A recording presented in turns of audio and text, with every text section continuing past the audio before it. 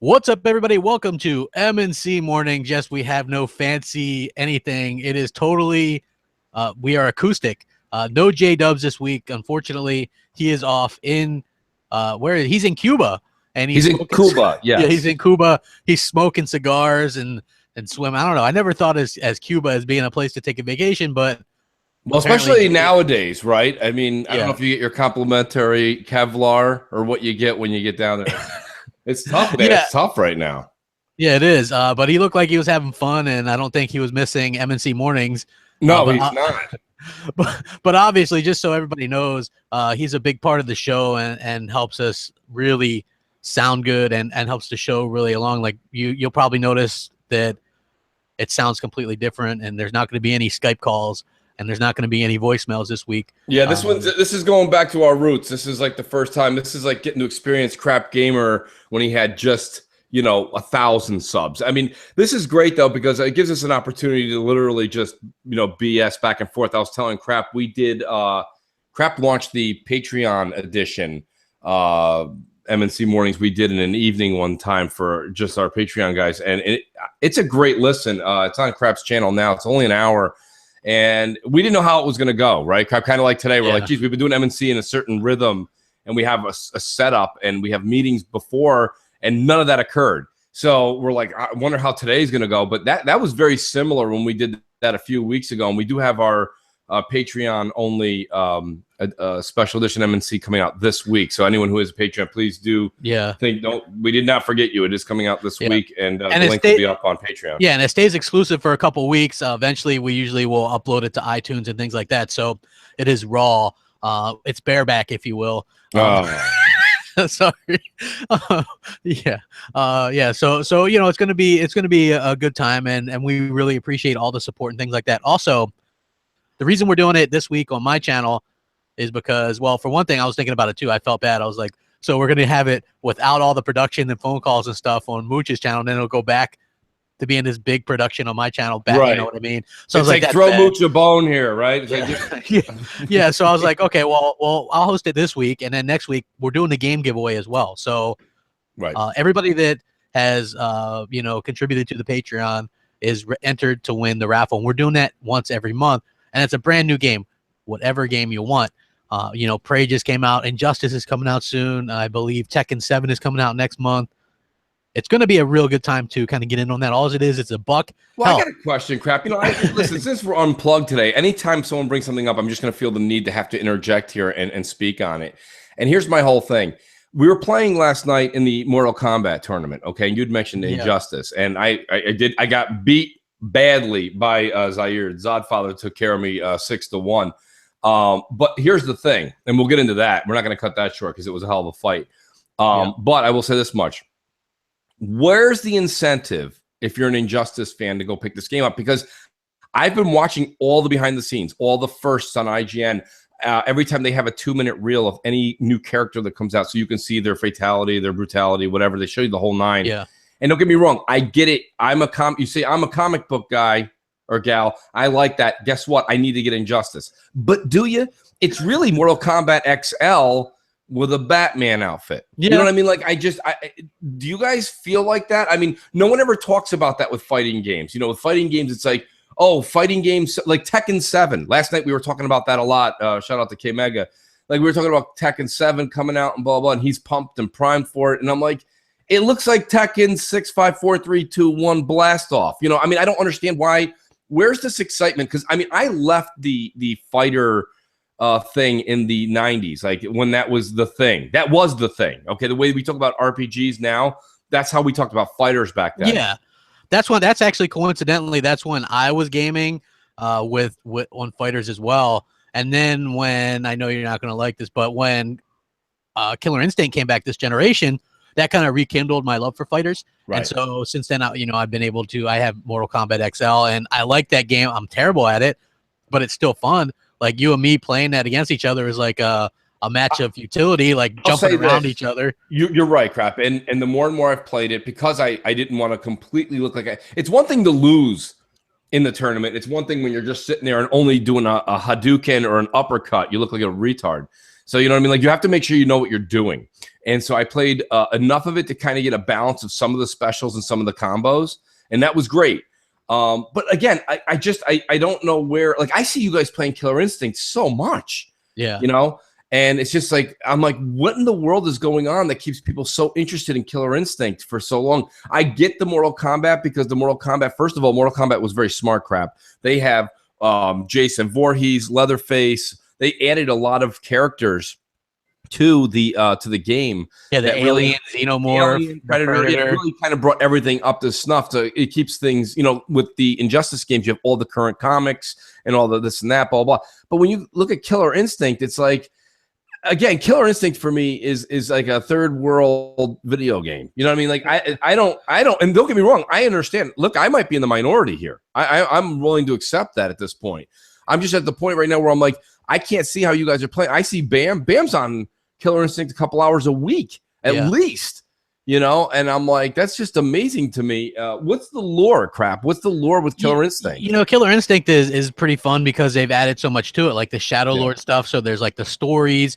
There's like there's a lot of different modes, the survival modes. They're actually added new characters, even though they're not technically seasoned characters or anything. They're just added a couple new ones with Kilgore and I think one or two other ones. So they're constantly updating it and adding more things to it. And I think that's a pretty big draw. Right.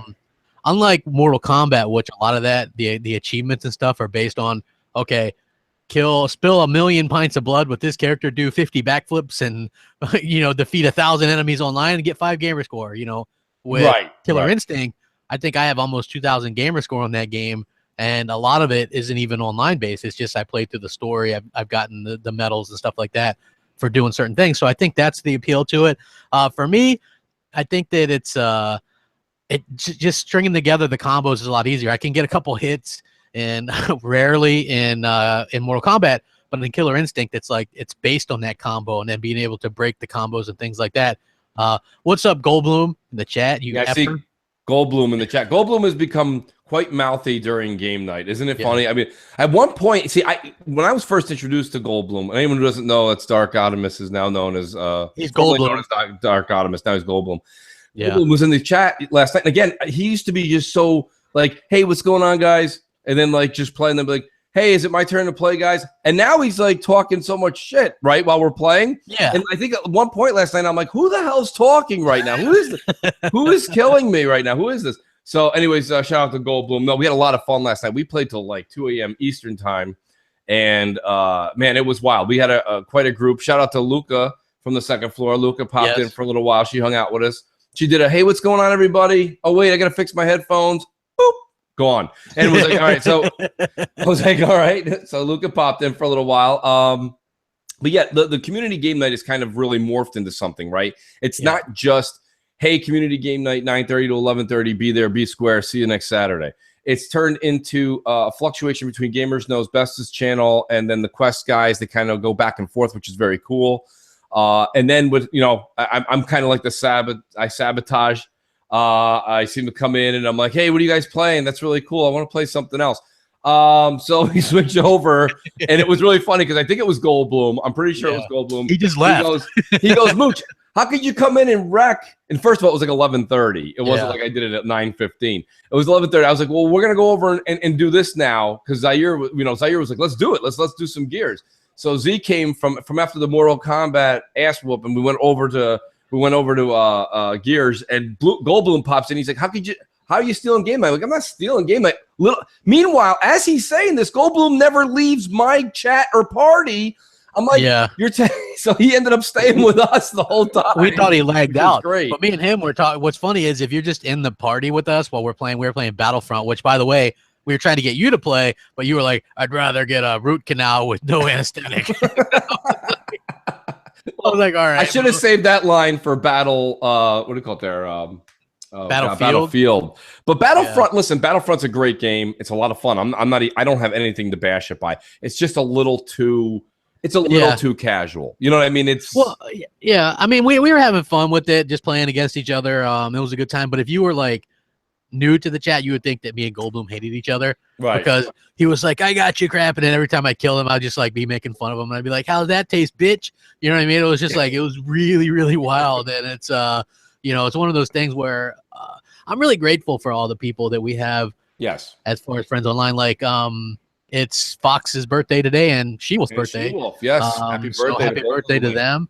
Yes. And you know, those are really cool people in the community as well. And it's just so funny that I hang out and I game and talk to these people more than I do my friends in real life. You know what I mean? So it's like it's a really cool situation, and there's so many good people in the community, and it's always easy to get caught up in the negativity and stuff like that. But I'll never lose sight of like the positivity and like the good people that we've met and the funny people, just the people that are you know, friends with us. So you know, like, yeah, no, the community's grown, and we used to use the words community because we were there like just for when you needed something in assistance on YouTube or just this and that or participation. It's really become more of like it's going from community to family. A lot of people are hanging out on nightly basis. Some people it's weekly. Some people it's even monthly. But nonetheless, they're getting together. You know, and that's kind of what the whole idea originally was. I think when She-Wolf tried to get this whole thing started, it was like, hey, we sit here and talk about games for 7 days a week. Yeah. Maybe we should all talk while we're actually playing. And that was genius.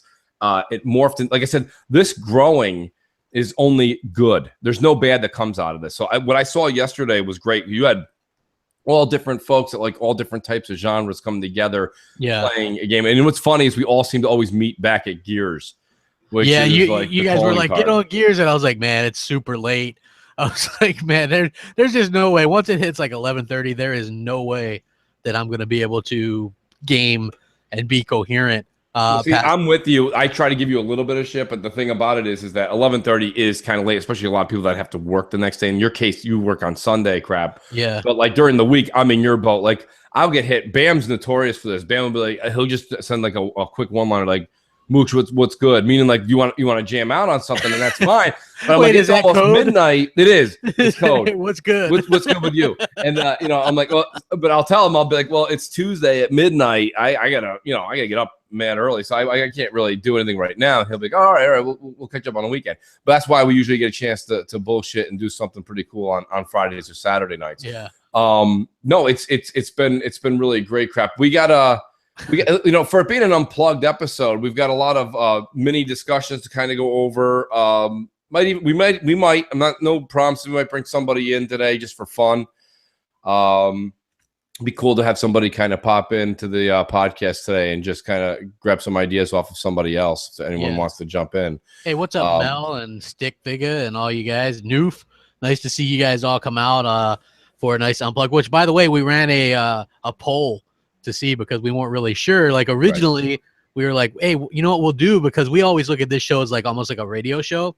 So we were like, you know what, we had these really brilliant ideas. We were like, we'll come up with a best of show, and we'll cut a little bit of new stuff, and we'll have Jay mix it all up. Well, here's the thing, and let me explain it to the audience here, crap. We were going to do a best of. We were going to have a best of today, and then a special for the Patreon folks probably later on today or tomorrow. Here's the thing. The reason the best of didn't come out yet, we'll get a best of going for our next time we have one of us on holiday, is Jay had to leave so early in the week after we got done with M&C last week. That was the thing, I think, that kind of, if he was leaving on Friday, we would have had all week to put our best of together. But we got done on Sunday, and after we get done with Sunday, I think we're kind of burnt. Everybody that does a podcast knows this. Even you that listen to podcasts, if you listen to a couple podcasts on Sunday, you're kind of burnt. So we're like, okay, we're tired.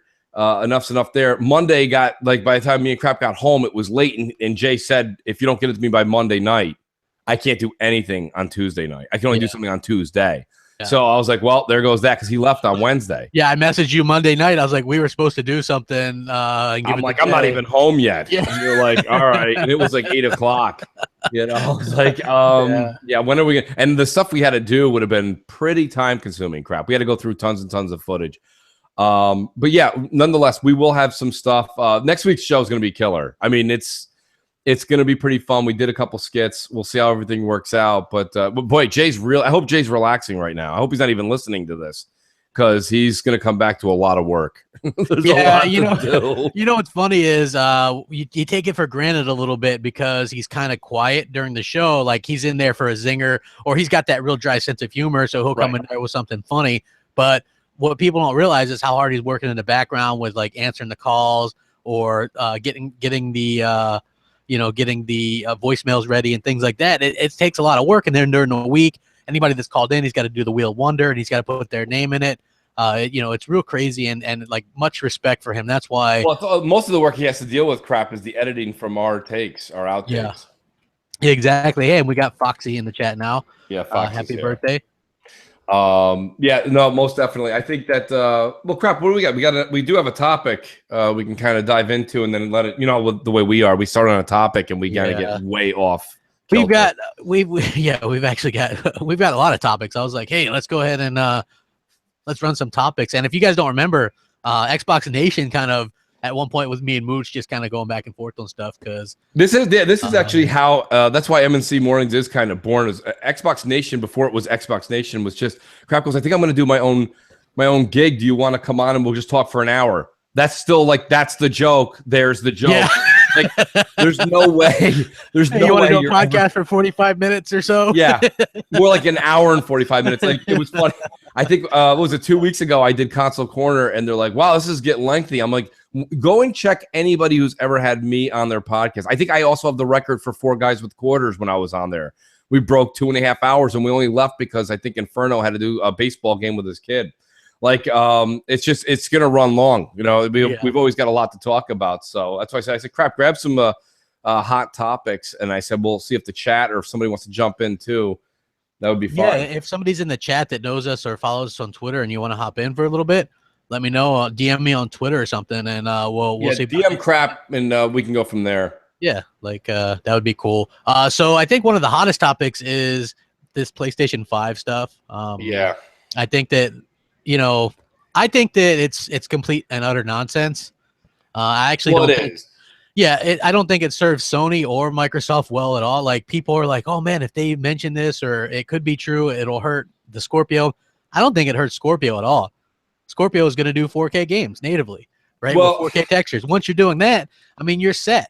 PS5 is not coming out in 2018. No. And that's not me and Crap being the Xbox fanboy thing. Forget me and Crap's opinion on it. Let's leave. There's people like the Red Dragon, shout out to Red, and even shout out to Rand.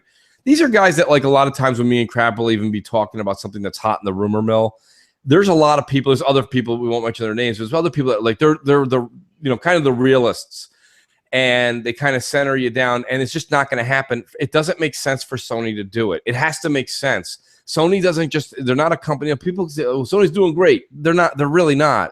I mean, you don't sell off everything and then just one division does well, and you're like, well, look see, we're just awesome. No, it's not. It's just not the way it works. So my point being is they're not the type of company that just has money to throw out the window. Yeah. So right now they've got a Pro. They're going to have a Pro Slim. Okay, and then they have their PS4 vanilla, and they're gonna roll. They have 5, 6, 7 games that we saw last E3 gonna be bleeding out over the next 18 months. So how are they gonna show you new software or new hardware? It just doesn't go with what you can see their scheme is. Here's the thing where Microsoft benefits from it. Let's say PS5 does come out in 2019. Let's give Sony the benefit of the doubt and the fans that want this machine so badly. If PS5 comes out in 2019. Technically, only by calendar, it's only about 2 years, but they'll have 2.5 years where Microsoft's already had the Scorpio out since September, October 17. So my point being here is that you've got Microsoft will see what's going to be in the box for Sony, and the Scorpio will be able to handle fairly decently whatever the PS5 puts out. Then Microsoft has the chance to come out the year after PS5 and kind of blow Sony's doors out again and be like, oh shit, we're ahead now for 2 or 3 years. Microsoft's just in a really good position with the power they gave Scorpio to be able to wait the 8 to 12 months after PS5 comes out. Here's my point. I don't expect PS5 to come out and then a month later, the Scorpio 2. You know what I'm trying to say? Or whatever the successor is. I think Microsoft is in a great position. Crap, think about it. Let's talk ridiculous, all right? Let's just get out there. PS5, 10 teraflops, what is it there? teraflops. 10, yeah. Hey, we got 10 teraflops, but according to Mark Cerny, when they do half floats, it'll be 20. Right. So, I mean, so yeah. it'll be 10 teraflops. It'll be amazing. It's going to be great. Okay, so let's buy into that. What I'm saying is when Microsoft squeezes everything they can get out of Scorpio, whether it be 6.4 or whatever they end up getting, right? There's only so much the human eye can see. 4K is 4K, like Crap's 1080p comment. You can't get 4K or yeah, exactly. 4K right? or yeah, that's it. I mean, you're 4K with 4K textures. Right. So there's going to be nobody by 2019 that's got that, 50% of the household market has 8K TVs. That's not going to be around. So my point being is Microsoft's in a good position to be able to sit back and be like, okay, whatever you guys can do on the PS5, we're going to match you on resolution. We're going to match you on frames. And then if not, guess what? In 8 months, we'll have I'm calling it Scorpio 2, everybody, just because nobody even knows what the names are going to be. But whatever they never name things. If you notice Microsoft, they never name anything right. It's like they go from Windows 7 or Windows whatever, XP, and then Vista, and then 7, and then 8, and then 10. Yeah, the names are a mess. Yeah, you get the Xbox, and then instead of going Xbox 2, you go Xbox 360, and then you go back to Xbox One. You know what I mean? And now whatever. Xbox One's very peculiar. I know that you were going to go with the whole all-in-one. Yeah, but even it's a bad name. It just wasn't a good name. Yeah, it's bad. I pray that whatever they name, just name it Xbox One X, and then the acronym is Xbox. Like it's an Xbox. Yeah, you can do that. You know what it is, Crap. Here's the thing. So I had to actually take when you did that video, and they're like, name it Xbox. What did you say? Xbox One X? Is that what you said? And then the initials are Xbox. I had to break out my Ovaltine decoder ring when you were saying that. I'm sitting there and I'm like, it's still not very clear. Yeah, XBOX. That's just it's also very, that's like a Food Network novelty. It just doesn't seem like it's still easy. I'm not saying I have a problem with X, but I'm saying just call it the Xbox, X, or call it, just don't Xbox One X. I don't know. I think they're gonna have Xbox One. The sad part is they had a good name. They could have just called it the Xbox One Elite. Yes, I don't know why they decided to blow that on that ridiculous hybrid that came out a year and a half ago. Yeah, it was like, it came with an Elite controller and it came with like a hybrid hard drive or whatever. Maybe that's discontinued and they're like, this is the new Xbox One Elite. Like, how we're the new MNC mornings. Yes. That could be the new Xbox One Elite. Like, why not? And that's right? possible. Why not? Exactly. So that could be. They aren't doing that one anymore anyway. Nobody's gonna get confused. Yeah. Oh, you got the new 6 teraflop one? Oh, or is that the Elite that came out 3 years ago? Yeah, exactly. No one's going to say that. Nobody's. Yeah, you're exactly right. You're 100% right. And the thing is this, right? I know everybody thinks that it hurts Microsoft with all the rumors and things like that with this, but it hurts Sony way more because who's going to buy a PS4 or a PS4 Pro if a PlayStation 5 is right around the corner, right? Like people are still going to buy the Scorpio because the games are going to look better than anything else, And as far as the PS5, there's no way they could get something out that would be much more powerful than Scorpio and still be an affordable price anytime soon. Even people, soon. Right. Yeah, anytime soon. I think it's safe to say, as we get Arnold Schwarzenegger in here, Good morning, everybody. How you doing? It's always great to be here on MNC Mornings. These two guys kick ass every week, day in and day out. Get your mugs, get your T-shirts, and make sure you're tuning in. That is how we do it. Let's go. Oh, wow. That was great. Thanks, Governor. Hey, and look who we got. We got someone from the second floor joining us as well. Nice. The elevator must be working. What's up, Luca? I had to climb down a couple of stories to get here. Yeah. I'm glad Luca's here. Yeah, what's funny is as soon as I was like, hey, if you want to join, send me a DM. I got a DM at the same exact time from Luca and Noof. So I was like, I'm just gonna invite them both in here. Nice. Welcome to the show. It's MNC Mornings acoustic. You guys are both great fans and very supportive and things like that. And it's awesome. We really appreciate it. We really appreciate you guys sticking with us. And the main reason we wanted to have him on too, Crap, is I actually want to hear Luca and Noof's take on what they think, because especially Luca, because Noof, you've done a series of podcasts now. I want to hear where Luca is on the whole PS5. I mean, you're reading all these things that are coming out of the Sony fan camps and this and that, and everyone's saying it's coming out in 12 months. We know it's probably not. I mean, it's almost 90% certain. But I mean, what's your take on it? And you are a PlayStation. I mean, you're a gamer. You like everything. You like Xbox and PlayStation. So What's your take on what you're hearing versus like when reality kind of sets in? First of all, I think people are scared, dude. Like, that's the only explanation. PlayStation Pro just came out. Why does the PS5 need to come out? Oh, right. Because they're scared, and no matter what the media is saying, power still matters. You know, oh, Xbox doesn't have any games. They don't, you know, they're not relevant, XYZ. And it's just like, okay, if games are all that matters, then why is everyone hyping up PS5? Right. That's how I feel about it. That's actually a very good point. I mean, think about it right now. We do have to get back to what the facts are. The facts are this. Everybody couldn't stop ranting and raving at Horizon Zero Dawn, and that's fine. I'm not going to sit here and tell you what kind of gamer you are, if you liked it or not. I have the game. I have a PS4 Pro.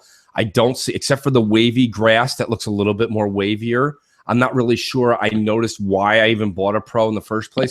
And a couple of weeks after it was released, after the hype and the medias and the 9s out of 10s faded away, the game just kind of fizzled out. No one talks about it anymore. It's kind of dead air. And that's where I'm kind of tying this into what Luca just said. Because realistically, when it comes down to it, at the end of the day, after those 3 weeks go away from a great title like a Horizon, if you will, if that's what meets your fancy, what ends up happening is the news only rolls with the most powerful console again. There we go again, right? Digital Foundries and so-and-so. Let's do a side, but they're still doing side-by-sides. Right now, IGN has a Prey side-by-side, Xbox One, PS4, PC. Why? Why? Who has not caught on yet that it's 900p, 1080p, and 4,000 zillion p on the PC? Yeah. We got it. We understand, right? I mean, how many more times do we got to see this? And I feel bad, actually, for the guy who's got to do the voiceover because he's out of material. You know what I mean? We couldn't do M&C Mornings the same topic from 6 years ago. I mean, it would be really boring right now. So they're like, you know, as you can clearly see, the pimple on the Xbox One is a bit shady and characteristics are falling off the side. It's like everyone's just falling asleep. Just to be fair, right? Like yesterday, I was like, man, I hope M&C Mornings isn't lame because we don't have Jay and we can't do any of this stuff. And he goes, no, man, I'm in a mood. Trust me, I'm going to be going off. Oh, yeah. I was like, good. Like, yeah, sometimes I'm just still in awe, man. Mooch, man. That's what we missed. It's just coffee. It's just the coffee, people. Yeah, I love those rants. But I really think, I mean, they're just doing it while they still can, like trying to hype up PlayStation while they still can. The monster is coming and everyone fucking knows it. They're scared. Yeah, and you dropped an F-bomb on a morning show, so we got. Oh, I'm sorry. No, it's all good. Okay. I'm just fucking with you.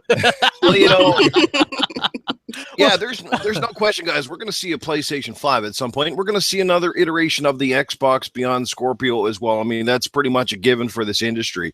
PlayStation 5 is not coming next year. I don't care what anybody says. It's not ready to go. Plus, I think they could do too much damage to their brand if they brought it out, pissing off people that are new to the PS4 or people that just bought a PS4 Pro. I don't understand it. Now, in the same sentence, are they likely to even drop some kind of hint or some info towards it? I wouldn't be surprised, only because, you know, they want to steal Microsoft's thunder. Everything that Sony is doing right now feels like they're just basically sidestepping what they see as a big market push from Xbox. Now, I don't think even with Scorpio that, you know, we're going to see the Xbox sales overall eclipse maybe PlayStation sales, at least on a worldwide basis. But as I've said many, many times before, Scorpio is far beyond just being a beast, being a hardware push. Scorpio is essentially a return to form for the brand. It's a chance to capture, like I said, a market share, but it's also a chance to drive hype into the next generation. It's a chance to bring Xbox fans back on board, people who have been sort of disappointed this gen, people who may have still been riding the fence on an Xbox One because of the whole power narrative, and it was kind of embarrassing. I mean, let's face it, Phil has pretty much publicly said that he was not a fan of the Xbox One originally. I mean, I don't think it was a terrible piece of hardware, but he wasn't in charge of the division back then, so he really couldn't say those things at launch, but I'm sure he's had lots to say since then, and I feel like Scorpio is his baby. This is his chance to make his mark on the company, and I said restore that the fan faith back in the brand. And the thing about it, Noof, you're 110% right on what you're saying right there. The thing I've noticed, and I mentioned it on Xbox Nation a few weeks ago, is the problem is Phil has definitely kind of backstepped a little bit on some of his own words in a positive way.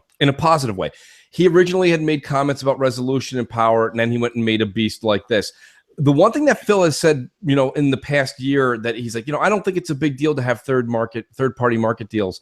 I think you're going to see Xbox Scorpio next year have a lot of third-party deals because they're going to go back to what worked in the 360. It worked for the 360. Now it's worked for the PS4 this generation, right? With grabbing as many as they can. It allows you to put the commercials out. It allows you to put the sticker on the box. It allows you to have the Wheaties with your logo on it. Okay, everything has your logo all over it. And marketing, there's a reason. There's no reason we have to have Coke and Pepsi still advertising at the Super Bowl. We get it. You're 1 and 2 respectively. But the point of the matter is they still spend $25 million for a 25-second ad to remind you, hey, not only are we 1 and 2, we want you to know we're 1 and 2. So the point being, and they flip-flop year to year. My whole point here is that Phil does understand this now, and he can't say or do anything this year because the money was spent elsewhere. But next year, you're going to see some third-party deals, I think, coming back to Microsoft.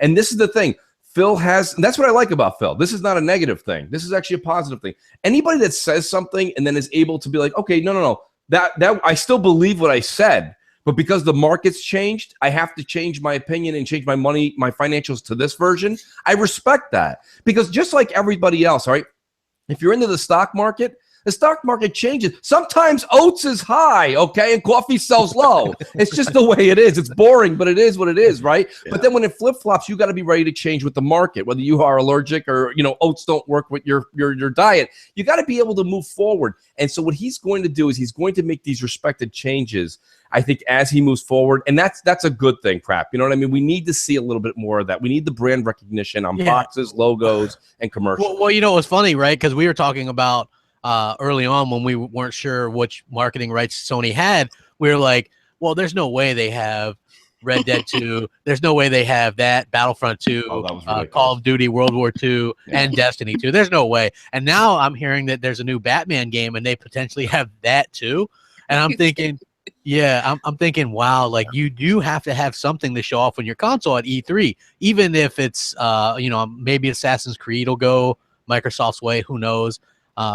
But eventually you're going to need some other stuff because we do know the majority of the stuff that's coming out. I think there's going to be a couple surprises, but I think overall the main thing that Xbox fans are getting this year is Scorpio's like this best piece to play all those games anyway. It's just we don't get to see them really playing those games probably just because they're not allowed. Yeah. But we're still going to have the best versions of those games, and they are kind of pushing that fact just through social media and things like that. Like, did you see that, like Mooch and Luca and Noof, did you see that commercial for Xbox Live? Yes. I did.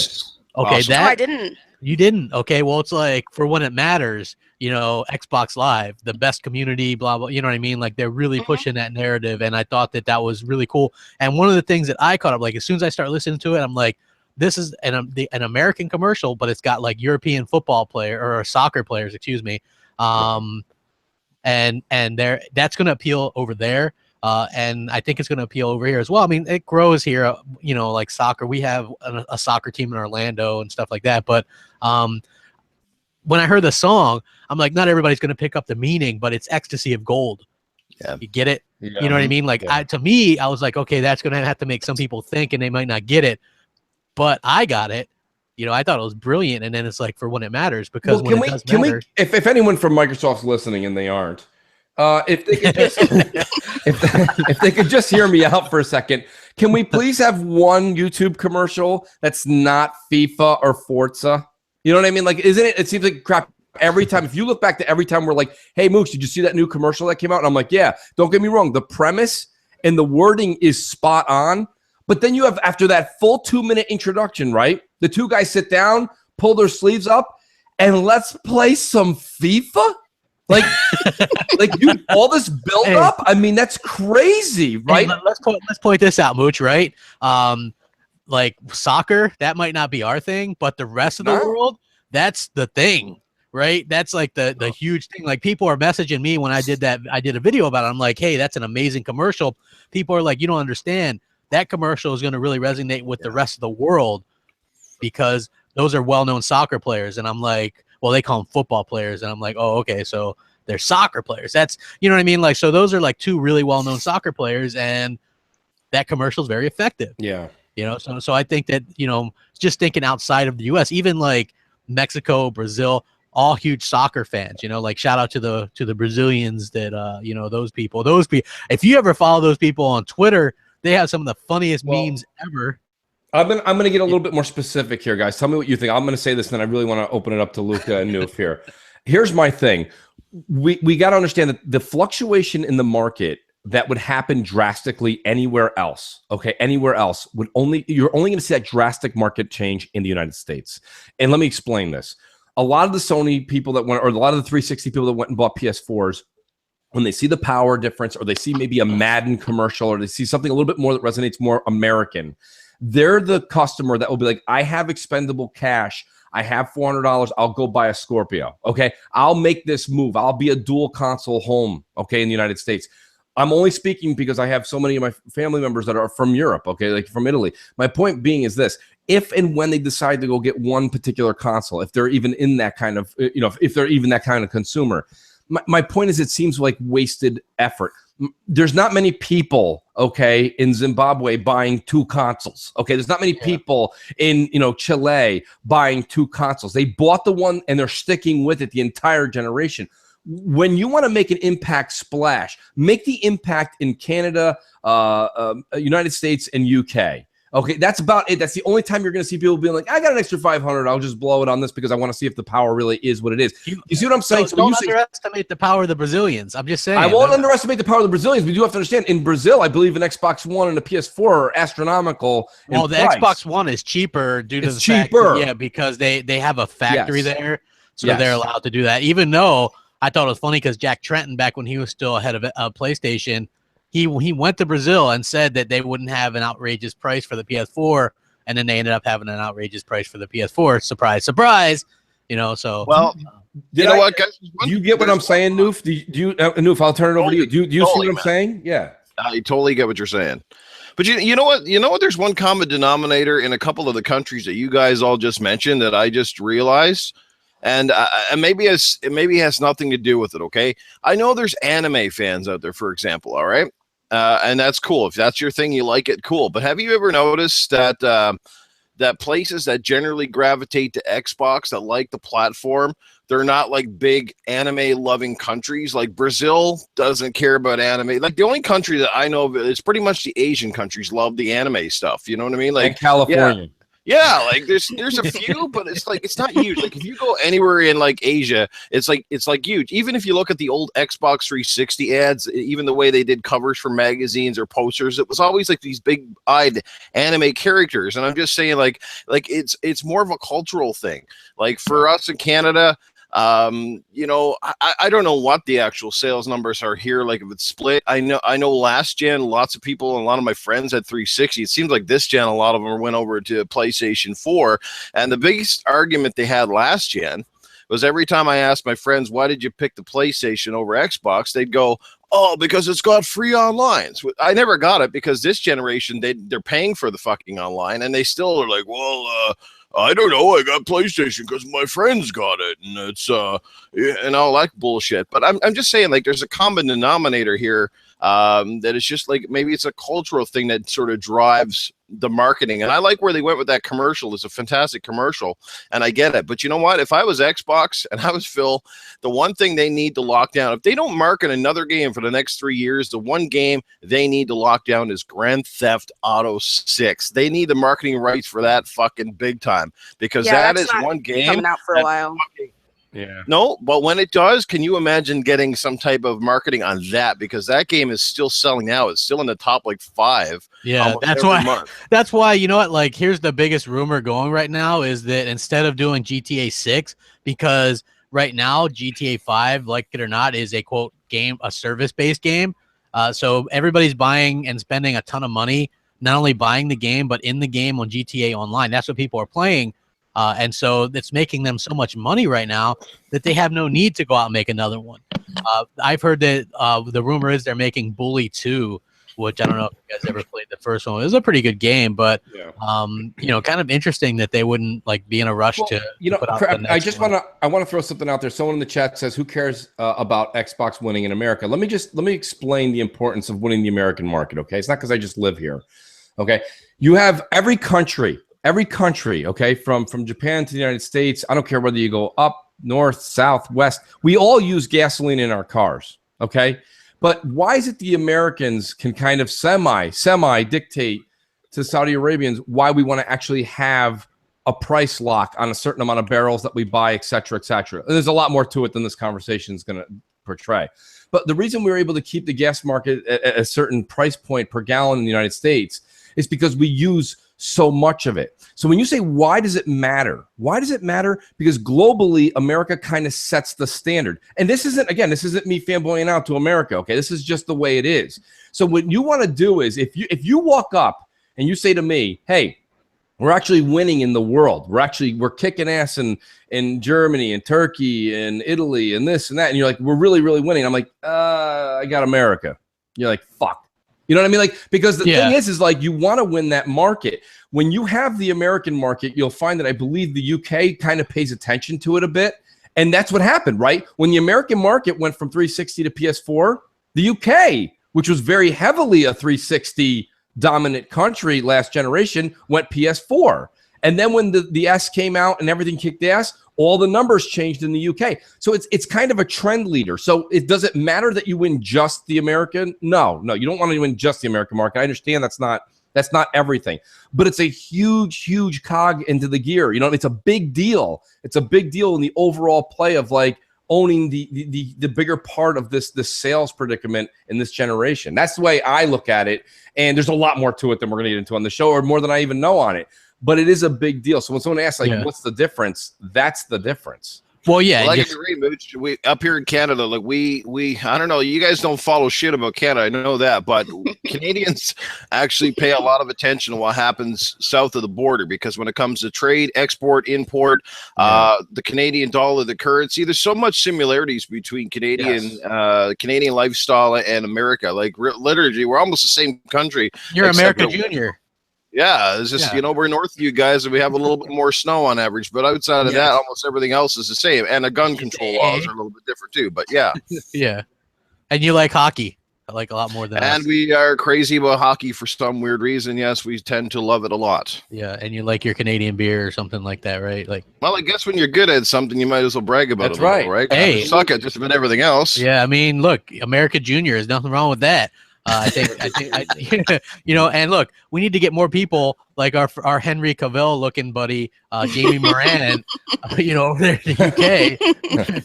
We need people like that to buy Xboxes and support it. Yeah. Which, by the way, like that was the funniest thing I saw on Twitter yesterday, or maybe it was the day before. But Jamie's been buffing up in the last little while. Yeah, like I was like, he does look like him, but how is that really a derogatory statement? That's not an insult. Hey, you look like the guy who plays Superman. I mean, come on. I don't get that. I wish I got that kind of comment. I get you're fat, but I mean, other than that, man, I would love to get like, hey, you look like this person or that person. You know what I mean? But yeah, that's I agree 100% with you, Mooch. Like, I think it's important. I think that Scorpio, I've said it a million times. I don't know about the rest of the world, but in the U.S. is going to help Microsoft recapture the American market. It has to. I just feel that as something that will 100% happen. And just going back to the original topic on the PS4 or the PS5, I think that if Sony does, I think Sony doesn't want to talk about the PS5 for the simple fact that that'll make people not buy the PS4. And since it's not coming anytime soon, do you really want people not buying the PS4 for a couple of years? Like, that's not going to go. Yeah, that's not going to be a very smart marketing idea. So yeah, they're not going to mention it. Yeah, it's like Tim Cook came out and he said that the sales for the iPhone 7 are slowing down because the rumors of iPhone 8 are coming out. Like, they don't want to talk about this right now. Sony really doesn't have to do anything. If what they're saying is true and it's 60 million, then they got a great momentum going, and they don't want to cut the cycle short early. Yeah. Well, that's exactly the good analogy with the Tim Cook thing. By the way, Luca, don't you dare leave iOS. So, but she's right, because 7 sales are down, but it's funny. It's kind of ironic because they were talking to somebody in the know, and they were saying something along the lines of, how do you feel? They're talking to an Apple rep, and they were like, yep, we know our sales are down. And the guy had a grin on his face. Like, why are you happy? He's like, we know our sales are down, because they know that their customers are waiting to explode in October to go, you're going to see lines forming again. You know what I mean? So as much as you Android people like to make fun of us Apple people and the lines. Windows. I'm a Windows person. Windows people can't say anything. They are still can't get group texts and Twitter. Well, I think it depends on which one. Like I have an does. older Windows phone. Like I mean, one day I might get something else, but I don't know if it would be Apple or not. USA baby, stick with us. It's all right. Yeah, USA, A-OK. Yeah, free, man. And let me tell you, I wanted to love my Windows phone so much, but it just did not work right very well. I can't remember. It was the Nokia 4020 or some shit. But yeah, my Apple phone, I think I had the iPhone 4. That was fantastic. And right now I'm running an LG Android, which I'm really enjoying quite a bit, actually. Well, yeah, I mean, you know, like mine's interesting for the simple fact that you know, that I could get Xbox achievements, and maybe that's not like a thing for you guys, but if like I'm just like taking a dump or something, I can just sit there and play some, you know, play a little something on there. Get Great visual for all of you enjoying your Belgian waffles right now. Just enjoy that. Get a couple achievements off there. Like He's in the watch playing Flappy Bird, everybody. Yeah, you know what I mean. But you know, I'm going to stick with the PS5 subject line here, crap, and kind of and try to tie it back to something I've said many times on the podcast. What I find ironic is you'll have somebody just throw the rumor out there about it, and everybody, even the media, everybody's rolling with it. They're rolling with it. Could it be? Is it really? Is Yoshida up to something? Meanwhile, when something actually credible comes out from Xbox, they're like, nah, media doesn't cover it. We're just fanboy talk. It's ridiculous. Remember the whole 6 teraflop thing? They're like, are you out of your mind? 4.2 teraflops is the real monster. They couldn't do anything like nothing. Nobody's running with it. There's nothing coming. Nobody knew it. You know, it just, what I'm saying is, people, stop giving Sony credit before anything actually happens. Somebody, you know what I mean? It might be. Well, it is breakfast / brunch. Okay. You know, so it's it sounds like rappers. Sounds like a rapper. Sorry, bro. I was getting some Advil. I was up late as fuck last night. Oh, okay, yeah. I heard you were partying with Fox.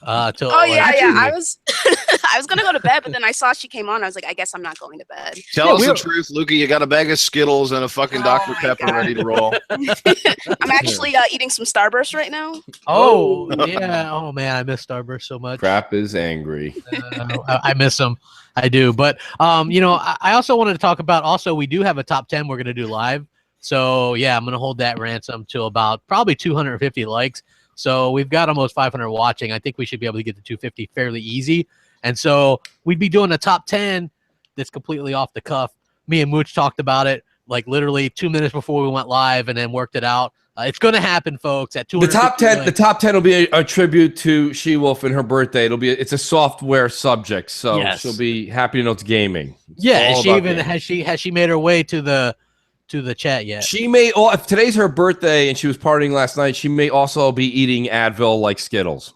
Yes. Like, well, but Fox did make it here, so we do have that. Fox is here, yeah. We don't know how much Fox actually drinks. We know that She-Wolf is a daiquiri queen. We do know that. Yeah, well, yeah, I seen the pictures. Like, these things are like, they look like a 2-liter of daiquiri. Yeah, well, not just that, but the last time she took the picture out of a rum and Coke, it was clear, okay? There was no Coke. It was all rum.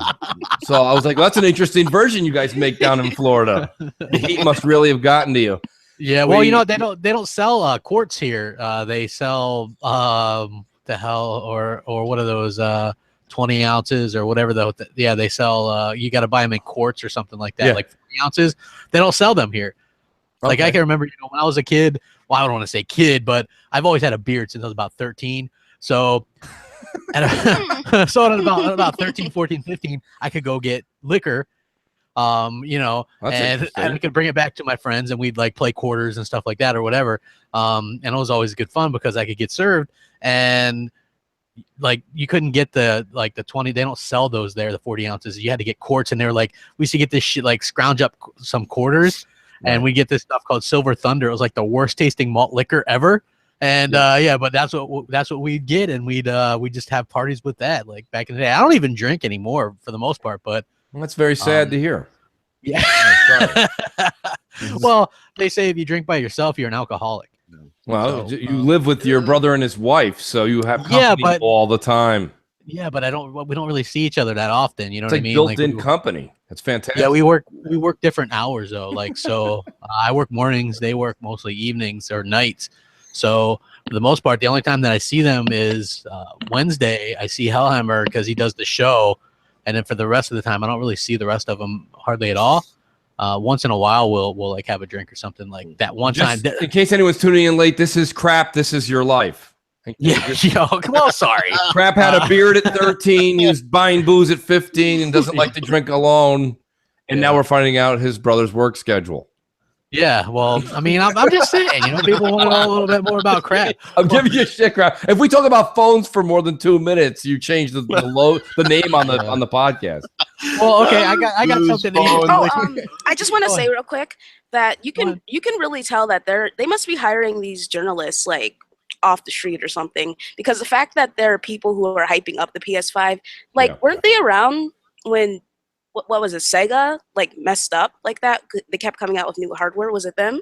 Yes. Well, here's what Sega did, right? It's called losing consumer confidence, because what they did was they had the Sega Genesis, which was actually really popular and only slightly behind the Super Nintendo. Then they came out with that awful Sega CD that was like a leech on the Genesis, and that expanded the life a little bit. And then they came out with the 32X, which they immediately dropped support for. So they kept coming out with these devices, and then what happened was people would buy these things, and they're expensive, and then they wouldn't support them. They wouldn't put games out for them or anything like that. Then they came out with this really expensive Sega Saturn, which the games were inferior to other versions. It was more expensive than the original PlayStation, even though it was less powerful. Sounds familiar, but yeah. So then they came out with the Dreamcast, and people weren't ready to believe in them again. And then the PlayStation 2 came out and absolutely kind of destroyed it because it had a DVD player in it, and of course the Dreamcast didn't. That's what I'm saying. Like, if Sony has come out with so much hardware, in the past 6-7 months, and it's barely. Oh my God, like the Pro has barely been out, And if they come out with another system, it's like, oh, well, fuck you to everyone who bought a Pro. Right.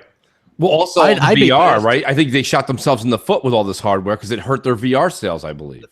Hey, yeah, I was going to talk about the VR a little bit. It got a price cut, and a GameStop was even offering, if you bought the base VR, you get a free PlayStation camera. Yeah. So like the headset is $399, and if you would have bought that, you would have got the camera for free. Someone said in the chat, Crap, they said, Mooch, do you think if Xbox has a VR set they show at E3, will that change your tune? It's not going to change my tune, because here's the thing. People are like, well, you don't knock it till you try it. So what does that mean, really? What does that really mean? Does that mean I need to go spend $200 and know I don't like something? If someone says to you, hey, do you want anchovies on your pizza? And you're like, no, I don't like anchovies and that much salt. Don't knock it till you try it. Don't suck that dick, Mooch. Oh, don't knock it till you try it, Mooch. I'd be like someone saying the hot girl next door got fucking nails in her vagina. I'm not sticking it in there. Oh my God. No chills. No chills till. He at least waited till noon. Yeah, I thought mine was bad, but it was bad. But listen, keep the food, people. Food and sneakers, people can deal with. Okay, yeah, we'll keep it. But like, you don't need to try something if you don't like it. If it's not your thing, it's not your thing. I think Austin Powers said it best. It's not my bag, baby. If it's not your thing, it's okay.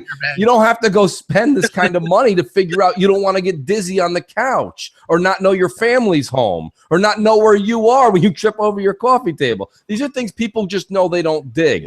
And it's like I said, listen, I gave this analogy a long time ago. I think enough times passed where I can use it again. Anybody who's familiar with the arcade era, and I know there's a lot of people in the chat that are, Luca's too young to remember arcades at all. But I mean, I think she'll get the reference. When you walked into an arcade, they had all the 25, 50 cent, 75 cent type of games right up front. And then in the back, they had the one where you had the $2, the $2.75. And it was an experience, okay? Let's use the words that VR people use. It was an experience. So whenever you would go there, you'd be like, okay, let's say the four of us right now, we're in the arcade. I come back up the front, and Luke would be like, oh, did you try out that crazy racing simulator in the back? It's like the one that's like $250 or $3. And I'm like, yeah, I did it last week. And you're like, well, are you going to do it again? I'm like, no, I played it last week. Like, I'm done. I experienced it. Like, very few times, except for diehard Star Wars fans, do people go see a movie in the theater and then go back and see it again the next day in the theater for the same ridiculous cost because it was a great experience? Usually you'll be like, I'll wait till it comes home, right? Well, yeah, there's a few, but I mean, I saw Guardians twice, Thursday and yesterday. Family, it was worth it. What's up, everybody? What's up, Fox? Happy birthday! Yes, happy birthday. Yeah. Happy I just birthday, wanted to Fox. pass by. Girl, you already know. Yeah, I know. I She want to said this a remind million everyone, though, times. guys. I want to remind everybody of something here because I've seen this lately on Twitter and social media that people are saying, "Oh, you Xbox guys getting so excited over Scorpio, blah blah blah blah blah," and it's like, but yet you're shitting all over the PS4, and they're like hardware iterations. Well, what about the Xbox One S? Was there any need for that? Blah blah blah. People are buying that, and now you're going to go out and buy a Scorpio, and it's, but it's like. I want to remind everyone, the Xbox One S was only a slim version of the Xbox. It's just that Microsoft didn't fucking cheap out. They decided to actually make it a worthwhile investment for those who were new to the brand, and they, you know, a better console. They actually put a 4K Blu-ray player in the damn thing. They made it slimmer. They made it a little bit faster, better in every regard. Yeah. Like Mooch, you said this before. Like for people that owned a PS4, the vanilla, like what was the real reason to go out and get a slim? There was absolutely no incentive to buy the newer slim because there was no upgrade to it whatsoever. As a matter of fact, it was a downgrade because they even took some of the stuff off the back. But you know, like you can't compare Xbox One S into like Scorpio. It's its own entity on its own, and it's a direct competitor to PS4 Pro, not the PS4 or not the Xbox One S. It's a competitor to the Pro. Like it's just people always have this stupid logic that I never get. Yeah, I agree. Like Fox, what do you think about any of this stuff since you're in here for a minute? What's your thoughts? I know you don't even have a PlayStation 4, but what do you think about this PS5 nonsense? I'm not spending my money on that. I borrow my brother's PlayStation. I think that's good enough. I was just gonna say, Fox is the most used PS player that doesn't have a PS of all time, though. Yeah, Fox she knows what she's talking about with PlayStation. She plays her brother's shit. Yeah. Okay. Yeah. Well. I mean, that's smart. Like, absolutely. You know, also smart is Hellhammer because he just got the leftovers of my original PS4. Yeah, he mooches just like me. He mooches. I was like, hey, like I was about to box it up, and I was like, you want to use this? You know what I mean? He's like, sure. You know what I mean? So yeah, but props to you because it's probably smarter. Like. Previous generations, I could split my time more on multiple consoles. This generation in particular, I'm having a very hard time putting in any time on PS4, despite, you know, there's a couple good games on there. But for the most part, I just don't feel, it doesn't feel as right to me as being on Xbox. You know, for me personally, like I'm not saying that other people probably can't find that time, but as far as I'm concerned, Xbox is not just like, when you say Xbox is the best box, that's not some kind of corporate nonsense for me. That's just, it just feels better. Like I don't know, it's just it's hard to explain. Let me tell you, crap. Let me tell you. Listen, I can't talk to anyone on PlayStation. You know, I just can't do that anymore. Fucking weirdos, all of them. Like I'm just minding my business as per usual, and I'm playing Dark Souls, and someone's like, "Hey, you know, I'm gonna invite you to a party chat," and it was like the worst mistake of my entire life. And I was like, you know what? I gotta go. Let me go back to Xbox. Let me go back to my people where they respect me and aren't gonna be saying a bunch of crazy nonsense to me. People. Like it really makes you appreciate what you have. It does. You don't know what you have till it's gone. Well, I'm going to take it a step further from what Luca's saying. Luca's is actually talking about like incidents where she's actually talked to people. My thing with PlayStation that I find hard is there's no one to talk to. There's nobody, like everyone is so in their own world. I've got so many different people that I know that are on PS4, and this goes even for Xbox guys. I think even us, we become introverts when we go to that console, because the minute you go there, I'll see sometimes Xbot, or I'll call some names out right now. I'll see like Xbot, or I'll see She-Wolf, or I'll see somebody that's on PlayStation that I'm friends with. These are people when we're on Xbox, we all jump into the party chat, and people are like, nobody even cares. You might even be in something extremely dedicated and you're concentrating on. People on Xbox just jump into your party, which I think is great. I really do. Hey, I've jumped into a party a couple times with Fox and Luca and some other people in there, and just like, hey, what's up? You know what I mean? I'll just jump right the fucking. Hey, one time Fox and She-Wolf were streaming the other day, and I just hopped right on in there. I was just like, let me just butt my ass in here and say hello, you know. And so I did. You know that, and that's what's great. Like, I mean, obviously, if it like people have the option to lock it or whatever, but if it's not locked, then I'm gonna butt in. I just say it all the time. Very Even true. the people that defend PlayStation every week, okay, in and out on Twitter. I call it the Lonely Station 4. It's just, but people are like, I buy my PlayStation because they have killer single player games. Well, okay, well, great. Then all you're really doing is padding my stats. Okay, Yeah. that's what I'm saying. You turn it on. Yeah, you turn it on, you shut the lights off, you disconnect it from the internet because that makes a big difference, and you sit there and you play your single player experience alone. I've said this time and time again, and I'm surprised. I'm generally surprised that Xbox had the issue that they had this generation, losing people going to the PlayStation. When Microsoft puts commercials like they just recently did, and we've been saying they're online, Microsoft and the Xbox brand seem to be built for more of the social networking, okay, the social gaming, multiplayer. And when people are like, I want single player, listen, there's a console for you, okay? It's called the PlayStation 4. And that's not a bad thing, you know what I mean? Like when you want tacos, you go to Taco Bell. You don't go to McDonald's because they got a special on Cinco de Mayo. Like, it's just, you go where you got to go, you know what I mean? It's fine. So my whole point is like this is what I'm saying. So I'm all about Microsoft flaunting and flexing their muscles on online. Yeah, hey, you know what? Yeah, and I agree with that. I've said it on Twitter several times. Like every time, when people are freaking out because of what Phil said, I was like, hey, like if you really have an issue with it, if you really have an issue with this, go buy a PlayStation 4. It's $250. Like if you have to go around and you have to say, why do I own my Xbox? Can someone tell me why I own an Xbox? Well, if you need someone to tell you why you own a system, maybe just go get the other system, Yeah, you're on the wrong one. Maniac in the chat did bring up one thing that I did notice, and I know a lot of Xbox fans do have to solemnly admit, and that is MLB The Show. If there's one reason that Xbox fans, or a lot of Xbox fans, are jealous of PlayStation, especially if you can only own one console, is that you guys have a solid, fucking amazing baseball game, whereas all we get on Xbox is that other piece of shit fucking RBI baseball. That's as close as we're going to get, or that other one with the fat head, super mega baseball. My only issue is I'm probably one of the largest baseball fans you're going to talk to that I know. Online, I watch almost every Met game. Not all of them, all 9 innings. I catch as many as I can. Like I just remember there was many baseball. a BGST where he was like cheering the Mets while BGST was going on. I was getting yelled at for that too, but don't get me wrong, rightfully so. But my point being is like I could never. I have MLB The Show 17 for PS4. Yeah, and let me tell you something. It's a great game. It is a great game. It's probably the best baseball game ever like made for a console. I'll go out and say that. However, what a huge however this is. It's not a console seller. Like there's no way I can't wait to come home to throw 65 pitches at the CPU, right? And I can't wait for him to bunt to first. Like, oh my God, like I'm gonna get the whole family downstairs in excitement. Hurry up, everybody! Hurry up! Look what Seth Lugo did for the Mets. I did this.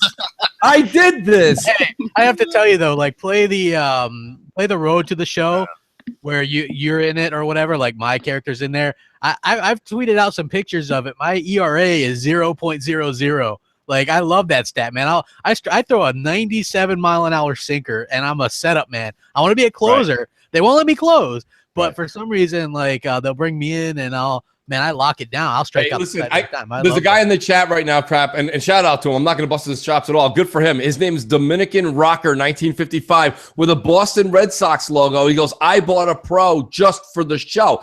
But let me tell you something. There's people who are like, well, you're in the 1 percentile. You are in the 0.25 percentile. Like nobody. Do you understand how hard it is? And listen, Dominican Rocker, first of all, Dominican Rocker is awesome. Means he probably was a pitcher, younger, playing baseball, which is amazing. And my hat goes off to him. I have the game. Add me on PSN, buddy, if you want. I'd love to play against some actual people. I told you I'd play your ass, man. Yeah. But I mean, my whole thing is this with the baseball games. Baseball in the United States, that's our game, right? That's America's sport, quotes. It's really becoming football, but it's America's game is baseball. Yeah. And it's one of the most declined in watching on television to any sport. I mean, it's probably going to get passed by lacrosse soon. So, I mean, like, it's not doing very well. So when a lot of people in the gaming community, which, by the way, like oil and water is like games and sports, right? Like, there's not a lot of people that play like crazy amounts of crazy amounts of like sports, and they go home and play video games. Like, it just doesn't happen a lot. There's a small percentage. So people are like, this is bullshit. I really want a baseball game. I just kind of feel like we're drawing straws. We're reaching. We're like, I really need to have this. And I'm like, do you? Like, do you really need it? You know, like I think you're full of shit. You know what I mean? WWE, man, Scorpio going to the top rope. Yeah, I mean, I don't know. You guys chime in. I don't know. I just don't see how baseball. And I'm a huge baseball nut. Like, it'd be one thing if you're like, well, Mooch, everybody knows you don't like it. I love it. It's probably it really is my favorite sport. First of all, I want to say the Red Sox suck. Secondly, I want to say every Boston team sucks. Thirdly, every Cleveland team sucks. Oh my God. Oh wow. Yeah, okay, now that I got that out of the way, for the hate mail. Yep. As per usual. As per usual. Well, I just want to say that I think that, you know, it sucks that Phil Spencer is so unopen to getting a baseball game. Like, when you ask him about it, he goes, "We would love to support a third party that does." I mean, he just flat out says it like that. You know, we would love to support a third party that does it. They don't want to do it. I can understand why. I'm not sure exactly what it sells, but I would guess the show probably sells, you know, over 1 million or 1.5 million, 2 million, or whatever. You know what I'm saying? Right. Specifically in America, right, it would help. But can you imagine if Microsoft were able to put out their own baseball? I mean, that's an American company putting out America's pastime. But can we talk money? What do we think the show sold this year or will sell? End of the day, 2 million. They estimated 600,000 launch month or so let's or whatever. So can we safely say 2 million without anybody being offended on our side? Yeah, 10 million would probably be. So Microsoft makes a killer baseball app. You know what we do? That number gets split in half. It doesn't multiply. You understand? Exactly. It doesn't multiply. So my whole thing is that, you know, now the show will get 1.2, 1.3, and then Microsoft's great game, if they make one, is going to get 800,000. And that's if it kills. So my point being is if you're Phil and you have you have an extra $5 to $15 million to throw somewhere, do you want to throw it on another 800,000, you know, sold? No, you want to kind of get a little bit more of that RPG, Western RPG, you know, something FPS. I don't know, something else. I just, that's why Phil's like, if somebody else wants to make it, we'll slap our logo all over it. You know what I mean? Like, I mean, that's just cheaper for him. And it makes sense for him to give them like 2 to 5 million for an endorsement deal. I don't know. I think in the Dominican Rocker actually wrote again in the chat, which was awesome. He goes, "Don't get me wrong, Mooch." He's like, "I literally just play the show and I play everything else on Xbox." But guess what though? If you bought the PS4 for the show, Sony's plan worked because they got you to buy the game. You're part of that 2 million at the end of the year, and you also picked up their hardware. Which means at some point, maybe you'll buy a digital game on there. Maybe at some point you'll buy a movie on there, and you're going to be in their ecosystem. Once you get the box in the house, they win. Hey, Mooch, you know what? We got almost 500 people watching. I think it'd be like you got something big you want to announce. Oh, yes. Next Friday. This is true, yes. And I ran it by, absolutely. Go ahead, Crap. I'm sorry. I'll let you do the intro. And I think that, you know, it's something that just kind of came about organically. We were talking. And it just seems like a good thing to do. And right now, even though it's a slower time in the gaming news, we're about to get into a really busy time. Yeah, this is a good time to definitely bring it up and a good time for the show to come back. I've just been getting a lot of great, you know, messages on Twitter, DM, Xbox Live saying, "Hey, I'm glad you're back, but I'd really appreciate it if you brought Crossfire back." So Crossfire. We will be bringing Crossfire back on Friday nights at 7 o'clock Eastern. Starting this week, and we will roll. I did. Yes, thank you. Thank you. That was awesome. Crap was like your cousin. He lit a match, and the only person to stand up in the whole auditorium. Woo, yeah. So you know, but realistically, it'll be great. I did reach out to my brother K Mega, and I talked to him, and we did agree that. And I don't want to put words in his mouth, but the GRG podcast will be going on Friday nights as well. I believe we said after Crossfire, but we'll both be in touch with you on that. K-Meg is actually in the chat, so shout out to Kay. There's also a bit, here's the thing, right? Like, because there's the Questus too, and we're real cool with those, and Luca's on that show as well. But the whole idea was it's going to be a smaller Crossfire, and then we're going to lead that right off into our streaming on Friday nights. Yes. So this won't be a 4-hour mooch marathons on Friday. We're going to leave plenty of room for other shows to do their thing, and I'm trying to go as early as possible. We did play back in the day with the whole 6 o'clock on Friday. I liked doing it earlier. We just found that people weren't home, and that's why 7 o'clock just kind of got to be the number. But we will not make this a mooch marathon. So anyone that still has their 8:30 and 9 o'clock slots, we'll probably be getting done right around that time. I'll put a cap on this Crossfire, unlike the previous edition. Yes. But there's just so many great people. Even shout out to Jez Gordon. Jez, from even my sabbatical till now, is like, when the hell can I get my whiskey and show back up again, or his bourbon and show back up on Crossfire? Remember, when Jez comes on Crossfire, we're gonna find out. We'll find out what Scorpio's name is and what Scorpio 2's name is. Since we get a couple of bourbons in them. But no, but realistically, it's been great. I want to thank Crap definitely pushed me into saying that I think now's a good time. And if anybody has any ideas, just DM me on Twitter. Let me know. And I'm all about it. Like you said, we're gonna have a decent lineup. We're gonna have a rotating crew. I always like to have a rotating crew on Crossfire, because what it does is, I mean, Crap and I will generally be the your usuals. But then I'm relegated to Robin Quiver status on Crossfire. Yes, I get promoted for an hour and a half a week. I'm the sidekick. On behalf of Mooch and Crap Story Quest podcast, but I think we just went down on the menu list. Well, no. I want to make an announcement. I am putting in my resignation from Quest since Crossfire is coming back. Shit. Oh shit. So we will work with everybody, because everybody does such a great job. And actually, you know what, Luca, we're gonna have to have you on many times. So dope, awesome. That's why I'm putting my resignation in.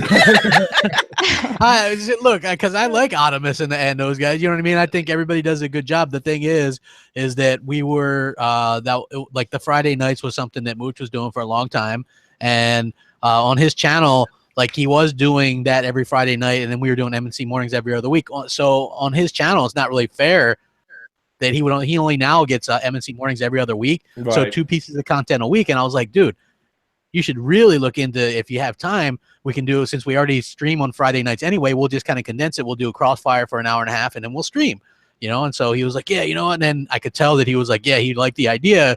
And so we kind of, well, you know what happens is I'm not doing a whole lot. I'm spot checking on Xbox Nation and BGST. So like I listen to everyone's podcast. And what's great about it is, like, you guys all knowing me and how I am, like, I'm jonesing to like talk.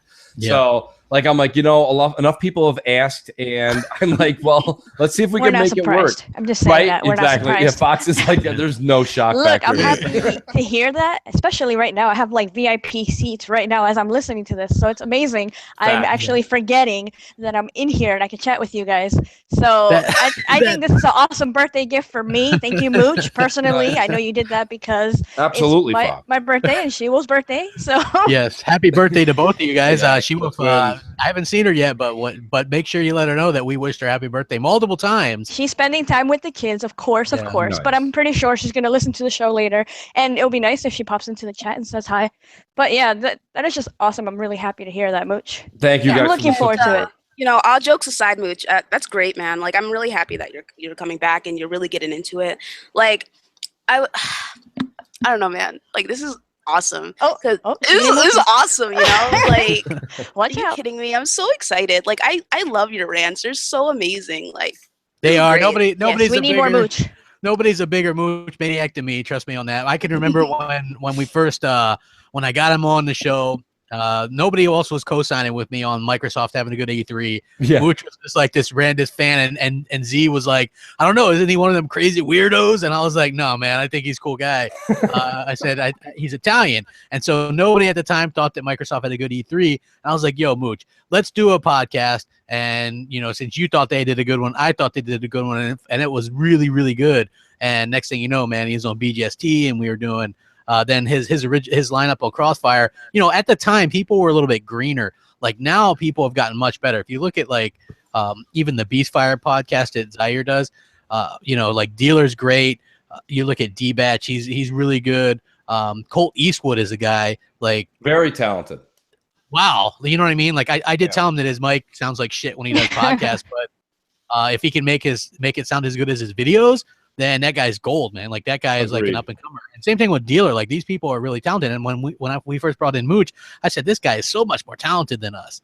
You know, than me. Like I told him that. I was like, dude, you're so much more talented than me. But you know, and he really does a good job with it. And so this is like Crossfire is his own thing, and like where he could have like confront. Like I even did a thing where he brought on who was that Parasite guy, and me and him went at it. Like that's something I never do. That was a great episode. You know, that's something that I never do. But like it's a different show, so it's not like I try to switch it up to where you have a different. That's why I think it's really important. If you watch the ones that we did in the past, it was always good to have 2 or 3 different people each week, because here's the thing, and I like to rotate it too to the audience. And I've got a few people that I'm hand selecting to be on as usuals, and then we'll have a couple people that are just going to rotate. And the rotation is great because you as the audience, I think, need to hear the topics are always very similar, right? Like let's call a spade a spade. Everything is exactly the same pretty much throughout the week. However, how it's presented to you and how a different person looks at each perceived topic is what changes how you kind of listen and take it in. And it may change your opinion. So, and that's the thing. A lot of times I've actually changed my mind on certain things. Crap's changed his. Look at Crap. Crap's changed his mind. Are you kidding me? When Xbox games were going to PC, Crap he was on the 6th floor of the hospital, intensive care. Which is like, it'll be all right, bro. It'll be all right. What's it matter? I can remember him telling me that. He also talked me into why Scorpio is a good thing. He's like, for 30 cents a day, you can save up and get Xbox Scorpio. You know, everyone's like, I'm not going to spend this kind of money. Listen, you heard Fox. Fox just gave $100 to their local Hoyt cinemas for the same movie. I'm going to do it today. Right? And that's only 2 hours of entertainment. You know, we're talking about months, if not years. Absolutely. So Scorpio for $400, even if you get three years out of it, you got your money's worth. There's nothing you come home and turn on that much. You don't use your toaster that much. Your blender, your microwave doesn't. Your microwave's going to be jealous of your Scorpio. You know, you got to understand that. These are the things we do on a day-to-day basis. Hey, I'm excited for Scorpio because I have an $800 4K TV here that I really want to put to good use. I want something that can take advantage of that hardware investment, not just he wants to blow up his eyeballs. That's right. I want to blow out my fucking eyeballs, and I have very little vision left. So I have to say that too, right? Like for the first time, I mean, I didn't get in on 4K like super early, but you know, I feel like getting into it last year is still early enough to where, you know, like I switched over. It took me a little longer to get into the HD world than it did to the 4K world, because I can remember my first HD TV was in 2007, and I had this plasma TV. It was a Vizio, and it was like that thing put off major heat. like I live in Florida, man. Like I was like in my room playing, and I was like, damn, it's like it was always hot as hell in there playing with that thing. But so when I had the opportunity to get the Samsung KS, what the hell is that, 8000? Fell out the truck. I was like, it fell off the back of the truck, and I was like, hey, I'll take that thing. So like I'm fucking thrilled about that, and then that's why one of the main reasons I'm getting it, not for resolution so much, but because the games look so much better. As you guys can see, when you look at that Forza screenshot, even on a 1080p monitor, which my PC monitor is, you can tell a huge difference still, and that's what I'm looking forward to. So I think it's like really cool what they're doing. But Mooch, we hit the 250 mark. Guess what that means? It's definitely time for a top 10. Top 10. We got the top 10. Yeah, Moochie Crap top 10. I don't know. Like, top 10 is brought to you by M&C Morning. Well, of course, we are. You know, listen, this is a good opportunity as well to say how much I personally miss J-Dubs. Yeah, J-Dubs. So I miss those sponsors. I need to hear those sponsors. Oh my God. Sometimes you just want to go where everybody hates the same, or you want to. Everybody hates the same. Exactly. And everybody. Okay, so Arnold's got to introduce it then, right? Yeah, go ahead. Hey, Arnold, go ahead and introduce us, will you? Our top 10. Guys, it's great to be here. Now it is time for the always amazing top 10 with Mooch and Crap in Embassy Mornings. Let's go. Let's do it. Get on the chopper. Drop the flopper. Here we go. Top 10. Nice improv. Yes. Mooch and Crap in the morning. Exactly. You gotta get Fox to record the. Yes, that would be great. She was shy when we were coming back, right? I messaged her. True. I was like, hey, maybe you can do a voicemail and just. I was like, I'm singing. It and then sounds like she didn't do trash. anything. She didn't even send one in. I was like, oh man, that sucks. MIA. I need to get paid. Yeah. I'm kidding. You No, sound like me. but listen though, I'm so glad you guys didn't prank us because I mean, you started the show on April, and I was like, oh my god, this whole month is April Fools. They're gonna get us, and look where we are now. And I'm like, yes, they are truly back. You want to know the funny thing? I told Mooch, I was like, this is what I told Mooch. I was like, I had an idea. I was like, how about we do a show on April Fools? Like, we'll just do a real quick, like, 15-minute thing, and I'll have J-Dubs in there, and I want you to sound like you're a switchboard that we just took clips of Mooch and put it together. So I'll ask you a question, and you'll say something that doesn't make sense, and say it, like, weirdly, and then people will be like, oh, motherfucker, you know, Crap is just fucking with us or whatever. Mooch didn't get the idea. He didn't get why that'd be hilarious. When you were writing it in text, it wasn't connecting for me, and then I got it at the end. Say it. You guys have to realize that Crap wanted to do so many ridiculously like funny / cruel ideas coming back for April 1st, and I'm like, no, yeah, I'm like, just no, mess with do our not hearts. do this What to the the hell? people. The people do not need this right now. So I was gonna be like, yo, Mooch, it's good to have you back, man.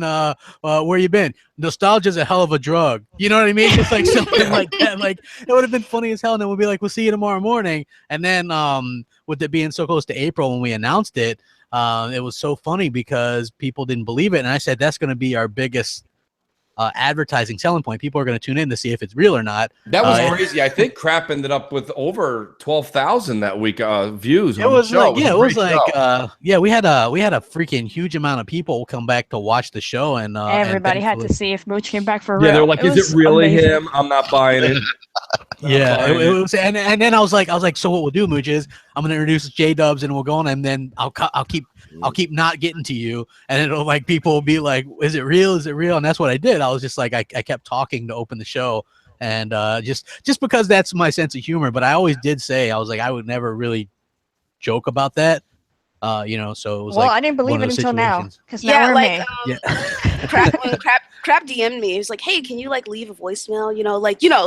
Just like old times, but like don't say anything. Like, I'm like, okay." He didn't tell me anything. I was like, "Oh, okay." Yeah, I was like, there was only a handful of people, and so we were like, hey, I wasn't even really sure. I was the last one to know.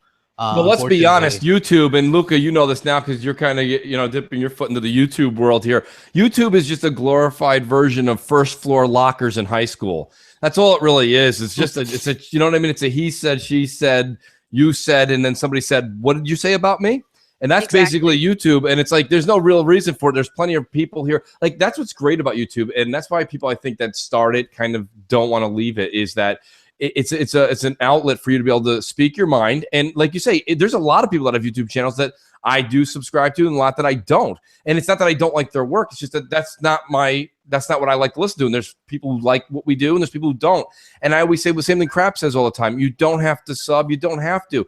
Just enjoy it. It's literally just like when somebody says, hey, did you watch last week's episode of whatever was on television? And you're like, no, I don't like that show. There are people who don't like The Walking Dead. There's a lot of people that don't like The Walking Dead. What? Well, yeah, I'm just as shocked too. But my point, when those people say that to me, I pretend they don't exist, and I walk right through them to get a cup of coffee at work. That's just the way I react. But there are people that don't like it. It's fine. You don't have to like it. But the beauty of it is don't discourage people from being and expressing their talents or expressing their opinion, because that's what gives so many different option and variety out there. So I'm glad when people are like, you see like. The Colt Eastwood gentleman who's very talented. You see Luca, who's coming up in the ranks. You see people.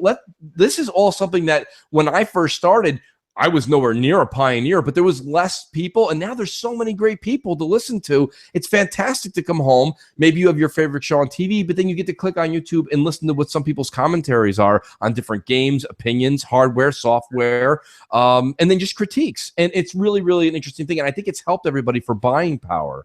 I wanted Prey when I first saw it, but anybody who follows me on Twitter, I've been talking to Jez like crazy and Rand like crazy. And even if they tell me some of the negatives to Prey, still buying it, you know, because they're like, Yes. dude, it's a must enjoy. You got to play this. And I'm like, I believe them. You know why? Rand and Jez don't make any money off of my purchase, you know? So, and I know that they're not getting Sony TVs like IGN when IGN promotes things. And they got a hell of a bromance going on too. They like, do have a Rand and bromance, Jez, you know? Rand and Jez, yeah. I don't No, know. I Like, completely agree with a, you.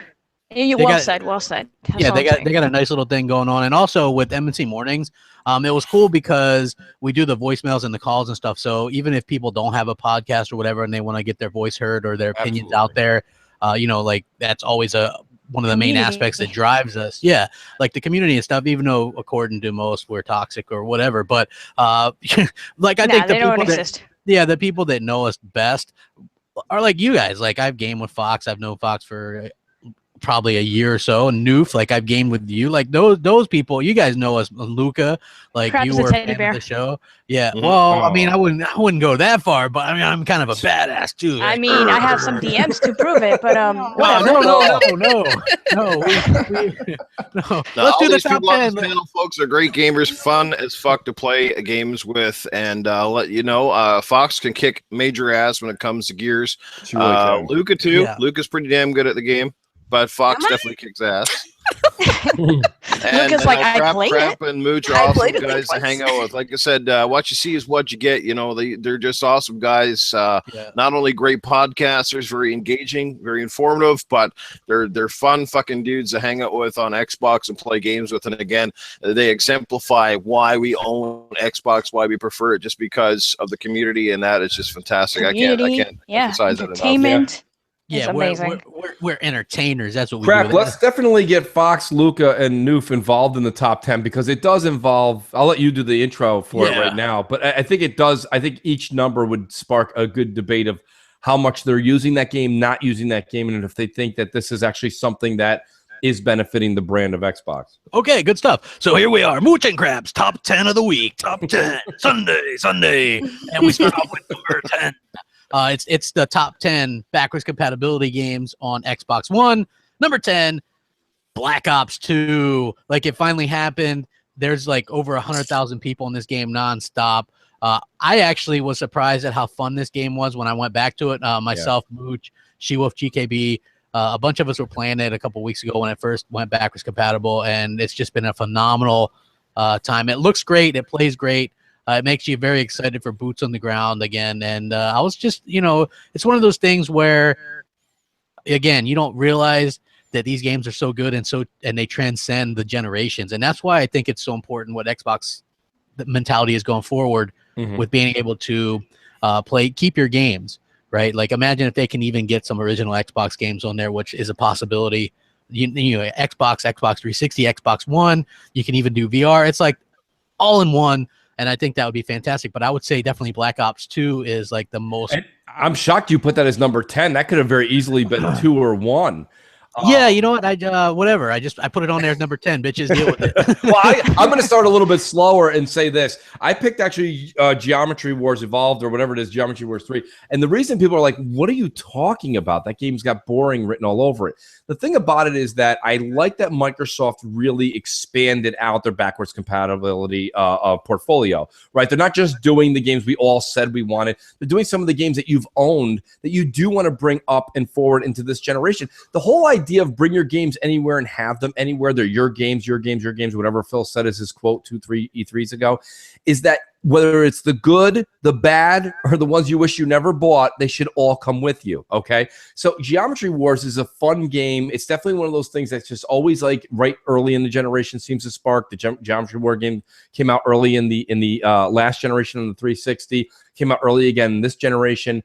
And I was just happy to see that they're bringing everything up because the people that are Steam fans or PC gamers, their biggest like claim to fame is that they've always been able to bring everything with them. That includes Qbert, okay, up to Prey, you know, so they can bring everything. Yeah. So, and that's not like they're going to go back and play those old games, but they're still yours. So my number 9 was Geometry Wars, just for the sheer fact that, not that you're excited that that one's back and you can't wait, but the fact that it's yours and it should be there. So that's why I got number 9 from me. Absolutely. Like, what do you guys think about Geometry Wars and Black Ops 2? First of all, I don't even know what Geometry Wars is. Second of all, Wow. She's young. Wow. I don't blame you, Luca. Oh my god. Second of all, I've never played any Call of Duty games, so I don't know. Yeah. Weird. Well, at least she chimed in first. All right, so I'm glad Geometry Wars got back compat because even though it's already on Xbox, they're still giving it to you if you owned it on the 360. So I like that. They give you extra features, and I'm not even surprised about Call of Duty. I'm just glad I could finally stop seeing every fucking tweet talking about that game. So congratulations to you. Oh my god. What about you, Noof? Are you Geometry Wars? Wasn't Geometry Wars one of the first arcade games on 360? It was. Yes. It was. Yeah, so that's huge. Like the importance to that, which by the way, that was in 2005. So Luca would have been like 8 or something. I don't know. Oh, shit. Jesus. Oh, Way shit. back, eh? The fucking original arcade games, they couldn't be any more than like 512 megabytes or some shit. And now they're like literally 20 and 30 gigs is like crazy. Geometry Wars is a ton of fun. It was one of those games I almost passed up just because of the name and the look of it originally, but then I gave it a shot and I was like, yeah, this is insanely addictive, but yet so simple in premise. And as far as Black Ops 2, it's going to go down as one of the classics on Xbox. Still, obviously, a huge community. And speaking of community, like again, the value of community can't be understated because that's the reason I went back and picked it up backwards compat because I got rid of my disc copy, so I went back recently and just bought a copy through back compat and started playing it with the community again during community game nights, having an absolute blast. I don't regret it for a moment, but there again, I probably would not have rebought in the game if it wasn't for the community and the fact that there are so many people that still keep that game alive. So it's a lot of fun. I'm not the biggest Call of Duty fan, but yet, again, crap, that night we played Sticks and Stones and you and I were doing the street battle, fucking hitting everything. The shit like that is what makes it worthwhile. Yeah, we were basically down to throwing helmets at each other because we had missed with every shot and couldn't hit each other with a knife. So that was actually phenomenal. I thought that was funny. Going on to my number 8, which would be Alan Wake. One of my favorite games last generation. Yeah, poor Remedy. They're stuck making games for 505 for £8 million, which is like unbelievably low. And that's a whole nother topic in and of itself. I mean, like Microsoft couldn't step up and say, here's $8 million to make a game. And, it's going to be a single player game or whatever. But that just really goes to show that I guess neither Microsoft nor Sony stepped up and said, hey, here's some money, we'll publish your game. So that's kind of sad to me. But Alan Wake was a game that I picked up at a time when everybody else was buying Red Dead Redemption because they came out the same day. And I never really regretted that because I beat Alan Wake multiple times. And I haven't even played through Red Dead Redemption once. So just because, I always get bored of get ready for the hate mail. Get ready. I know, right? It's happening again.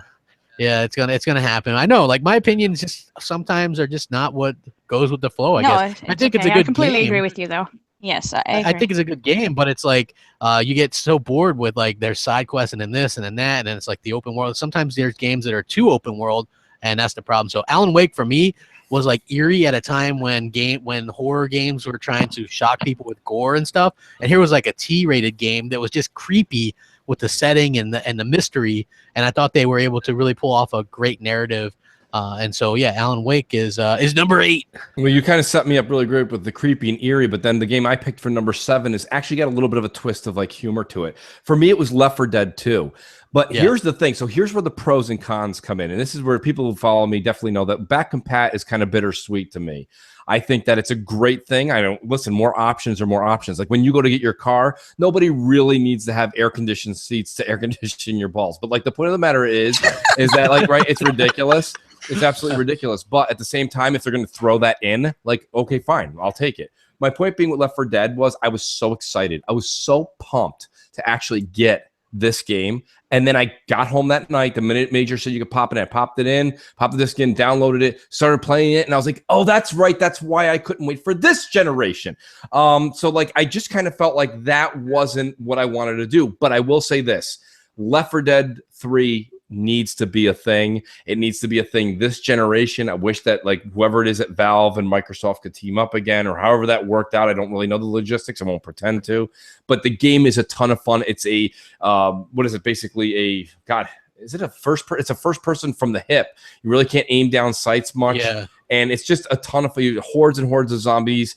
And it's at the fun same with time, friends because it is. You can do that whole like, 4v4 or whatever. And it's like, for me, it was always more nerve-wracking to be the humans trying to escape the zombies when, you know what I mean? And, oh, there's a boomer, there's that, you know what I mean? Exactly. Like, so, I mean, it's got me, help me. That's why I've always kind of felt like it's like a bittersweet type of thing as far as like back compat. And you'll find this more and more relevant to my examples as I keep getting closer and closer to number one, which I think everybody will know my number one, but nonetheless, what I'm going to say is basically Left 4 Dead is a lot of fun, but if you don't have a lot of friends and you got to remember something, the minute you start playing some of these older games, you just get an immediate, now I remember why I couldn't wait for the 360 PS3 era to end. Yeah. But yeah, number 7 was Left 4 Dead 2. What are the two? What do you guys think? I mean, do you guys Alan feel Wake same? and Left 4 Dead. They probably don't even. They're like, what are those games? Yeah. What? Okay. I love Alan Wake. Right? It's all about Alan Wake. I won Alan Wake on like one of the Quest podcast shows before I was on it, so I should play that. Left 4 Dead is pretty good. The thing about backwards compatibility, see, I didn't have a 360. My brother had one, so I would play on his sometimes. But it's great for me because I can go back and play all these titles that I didn't get the chance to play. Like Gears, right? You played through the original Gears games. Oh, yeah, or... that's right. Yes, I did. Yep. So, it was amazing.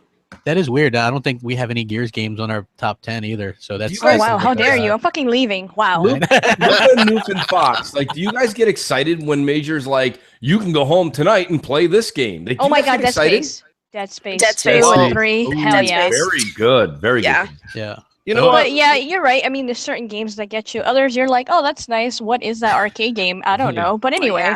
DuckTales. I was happy about that. I remember DuckTales. DuckTales. I feel bad for Major Nelson. Don't you guys feel bad for Major Nelson when he's like, everybody, major announcement, tonight you can go home and play Flower Power. And you're like, what? Yeah. Huh? I still want to win something from him. I can't win anything. Doc, like, shout out to him though. He won that nice, that nice prize pack and stuff. Nobody deserves stuff more than him. Like, come on, but Doc deserves it more than anybody. Huge Doc fan, but I think Doc he won an Elite controller. He won Prey, everything Elite in his very own Microsoft fucking blimp he can ride in. Yeah. Whenever that was an insane package. That was the best deal I've ever seen on a Free Code Friday. Yeah. Mooch, let me use my own version of a moochism here. Backwards compatibility is much like the old ex-girlfriend or boyfriend used to have. There's a reason why you left them in the past, and you're glad that you moved on. It was great while it lasted, but hey, there's a reason we're in the present and not in the past. I'm glad backwards compatibility is there. Alan Wake was a fantastic game. Like I said, I'm glad it's there, but at the same time, if Microsoft had never announced it and it wasn't there, I don't think I'd really give two shits, to be honest with you. I know I'm going to get hate for that, but I really wouldn't, because I'm checking my backlog the other day. My backlog just fucking tripled because of all the back compat games that I never even got to play or finish on 360. Now I've got a slew of new games out now on Xbox One and still coming. Not to mention I have a PlayStation 4 and a Switch. So my games catalog, I can't even keep up with it anymore. I'm probably going to be 80 fucking years old with a beard like Methuselah and still never get anywhere in these games. Like, my grandkids are going to be finishing before I will. Like, it's crazy. So I'm glad it's there. I'm glad I can go back and enjoy some of the games. Alan Wake is fantastic. What was the other one you mentioned there? Alan Wake and Left 4 Dead. I mean, they're two fantastic games, but Mooch also brings up a great point. Some of those games as well, they're good with friends. Without friends, you just kind of sit there, you turn them on, and you're like, you know what I mean? Like Gears, you go through the campaigns. Yeah. They're always like 10 times even better if you got a buddy to roll it with. Absolutely. So Gears playing alone is no fun at all. So I mean, wait, what? I didn't say all that now. Wow. Well, no, like I'm saying, like if you're playing through the campaigns, do you want me to leave? I'm just saying. No. Listen. I'm just saying, like the campaigns for me are always something that I go through with somebody else. I don't really go through them by myself. Just you and Hellhammer.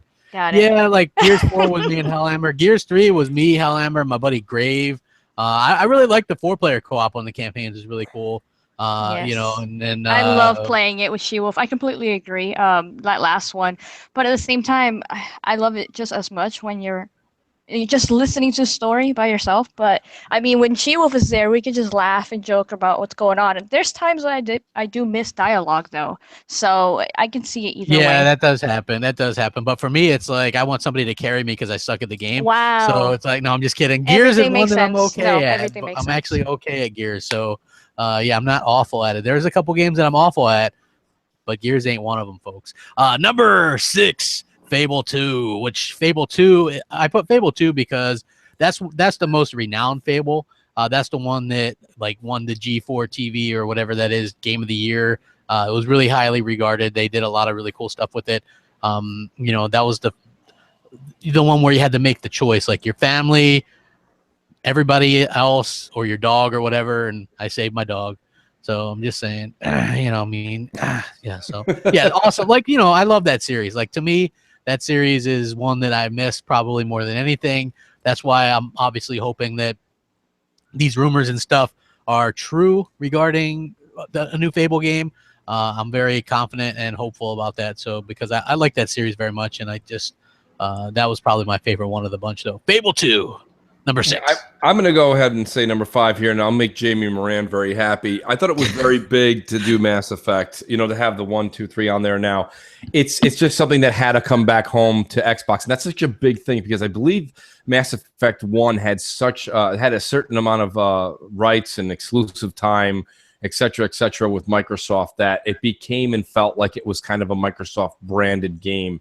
And to see that entire collection become relevant and become available again to you if you didn't feel like repurchasing. And I don't think they actually did a remaster, did they? Crap, they solely kept to their back compat 1, 2, and 3. Yeah, they were like, we don't. What they said was they feel that studios that do remasters run out of ideas or something. Now, like we that. talked about this, and I'm going to go on. I'm on record from a few weeks ago saying it on Xbox Nation. I'll say it again here. Typically, at this point, when we all used to complain about remasters, we were complaining because we were like, wait a minute, we just played all these games last gen. Why am I buying a remaster? Yes, it's 1080p 60 instead of 1080p or 720 30, but it wasn't enough. Now that we have so many games, to be able to go back and play some of your classics, the ones you love that have been re-upped, and you get all the achievements again, personally, if you ask me, at this point in this generation, not 2 months into the generation, that was when it was annoying because we just finished playing those games. Now when you see these remasters come out, like me and Crap, we bought Dead Island Riptide, and you got a top-down shooter you got all for $20. Yeah. You know, like that, and it was remastered and you get all the achievements again. That's a great buy. No matter how you look at it, that's a great buy if you like that series. Even if that's back compat, I'd rather play the new re-enhanced version and get achievements again. So I'm still now at this point more for remasters than using the BC. But BC is, again, it's a great option to have. And anybody who's a Mass Effect, you can't get them remastered. So now you can play 1, 2, and 3 again on your Xbox One. It's a great feature, and that's why it made my number 5. Yeah, absolutely. What do you guys think about Mass Effect and Fable 2? Are you guys Fable? Mass Effect? Yeah. Mass Effect. Yeah. I love Mass Effect. Tell him, girl. I am a huge Mass Effect fan. Like when Andromeda came out, me and Jamie Moran, we were the only ones white knighting for that game. Let me fucking tell you. But I mean, I think it's great. Like I love those games, but I have to say, I will never go back and play Mass Effect 1 because the controls are fucking terrible. It's a great story, but the controls are awful. However, Mass Effect 2, like that game is timeless. It's really, really easy to get back into. Yeah. You know, my only beef, here's my beef, and I got to talk to Luca about this since she's such a fan. I'd like to talk to Jamie Moran too, but I haven't really got to hang out with someone who's a huge Mass Effect fan. Like my problem with Mass Effect, and it's not a problem, but it's only my only gripe, is BioWare puts so much content, right? Like when you go to the Citadel, like the game could have been called Citadel 2. Like, right? Like you could just sitting there all day and night for like 365 days, and you wouldn't even catch everybody's dialogue. I mean, listen, a lot of the reasons I think a lot of us are gamers is because we're not really the type of people to pick up War and Peace. And like that was the thing. Like I felt like my only gripe with Mass Effect was I felt like if I didn't do all the reading or go talk to everybody, I would have missed out on some of the great story. But because it was all reading, I was like, oh my God, you remember some of them? Yeah, it was like, we have one question for you. And I was like, thank God. In 27 parts. I'm like, what? I can't read this. That's 18 pages. And the text is like font 6. Exactly. I'm like, it's like ridiculous. I'm like, this is so much to read. So that was my only gripe. Have you played any of the Fable games, Luca? No, I have not. Oh, you should try those. Like Fable 2 in particular is really, really good. Fable 3 is pretty good too, but not as good. What do you recommend, Crap, in Fable? 1, 2, or 3 for people who have never played it? Well, only Fable 2 and 3 are backwards compatible. There is Halo Anniversary on 360, but that's not backwards compat yet for some reason. But I would say Fable 2 would be the best one because it isn't like their direct sequels. They kind of jump around in the timeline or whatever. So Fable 2 is a little bit more like the magic-based stuff, which is really cool. And it's got like a funny story, and it's got like that British humor and things like that. And so I think that's really probably one of my favorite games of last generation was Fable 2. So I would definitely recommend it. It's, you could probably find them super cheap. They're a couple bucks or something. You know what I mean? Like, yeah. I'll go to GameStop, really I guess. Good. Yes, and then be like, then just be like, Crap was right, and then you can get the Crap was right shirt, the T-shirt. Yeah, and then you can take a picture and put it out. No, don't do that because Nuke will tell you all about that. How that's I know. Dude, I was so pissed. I was like there defending him. I was like, man, fuck you, dude. But I gotta say, like, okay, when I played Mass Effect, I would only play one game series for like an entire year, so I was able to get all that content. But now that I'm on Xbox, now that there's so many games coming out, and now that I have this community to like talk to and bullshit around with, like I just wouldn't have time to go through all that, which is why I haven't finished the Andromeda yet. Like, there's just so much out. Yeah. It is kind of like, it is overwhelming, but it's all, I mean, I love all the content, but it's overwhelming for sure. And then for Fable, I'm definitely interested in going back. I really want to see a reboot because I always thought it looked cool. I remember I went to my friend's house one time and he was playing it. I was like, "Oh, dude, what's that?" And he's like, "Oh, it's Fable. It's really awesome. Like, it's the reason I got my Xbox." I was like, "Oh, okay. Maybe one day I shall experience that." Yes, it's really good. It's got a really cool story to it, and like you can, what's cool is you can like, I don't know, just it's different than a lot. Like you can marry people and you can get AIDS. Mm-hmm. Yes, you can get the funk. Yeah, it's crazy. Wow. Did you say the funk? Yeah. Oh, okay. New name, I guess. People in the 70s and 80s, they waited in line to catch the funk with the funk. So let me tell you right now. Hey, I'll tell you a quick story, right? Just a quick little side note to that, right?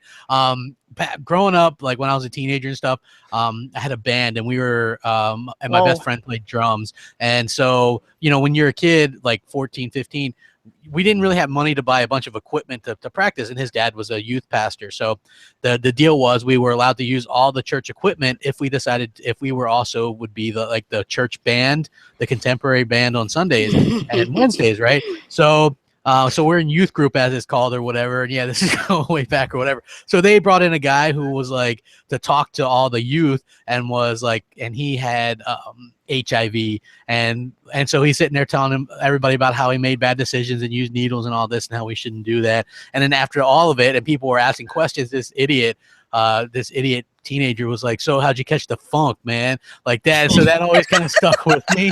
Like, oh my God. I don't know. I know, That's right? Like that is Poor terrible. Crappy was scarred for life. Yeah, so that was pretty damn terrible. So Crap, This Is Your Life will be our next top 10. yes. So yeah, Yes, we're learning so much. I love it. Now we know where it comes from. Yes. Okay, my number 4 would be Halo Reach. That's the only one not on Xbox One. Arguably the best story as far as Halo goes. I think that this is a fantastic game. You know what sucks is I had this game physically. They gave it away for free digitally, and at the time I was like, well, I already got it physically. Why do I need a digitally copy too? And I never bothered to download that shit. So I actually don't have a digital copy on my Xbox. I just have the physical one. So that's a bit of a bummer. But what a fantastic game that was. The day it came out, me and 3 friends, including Hellhammer, played through it on the toughest level. And we beat it in one sitting. Legendary. We spent, legendary. And it was so, like, when you're at the end and then you're like, well, what do you got to do here? And it's just like you and your friends trying to survive as long as you can. Oh, yeah. And your helmet keeps getting cracked from the bullet, and they just keep coming at you. And then I was the last one, and it was just like, I was like, wow, that was an epic story. And everybody dies. Spoiler alert. Wow. But yeah, it was absolutely phenomenal. I love that game. Great send off for Bungie. That was arguably their last good game. I actually switched Take my that, 3 Destiny. I switched my 3 and 1. Yeah, thanks, Crap. No Destiny jam. My number 3 is GTA 4. So when that became back compatible, if you're unaware of what GTA 4 is, you've been hiding under a rock for a very long time. But Crap did a Crap Capital Foundry's video on the difference between the Xbox One and PS4 version. PS4 version had a lot more black to it. It was a little too much, and the frame rate wasn't quite as good. Couldn't see so good. I couldn't see so good. But the thing about it is, to be honest with you, it's a smart move. It was a great thing that they let happen. I don't think we'll ever see GTA 5 on back compat forever, because somehow it still makes the top 5 video games sold 3 years after it's released. But yeah, it was a huge deal for Microsoft to be able to get and bring forward. And I still think, even though GTA 5 is killing it right now, I still think GTA 4 still has a community out there. So I thought that was a big move.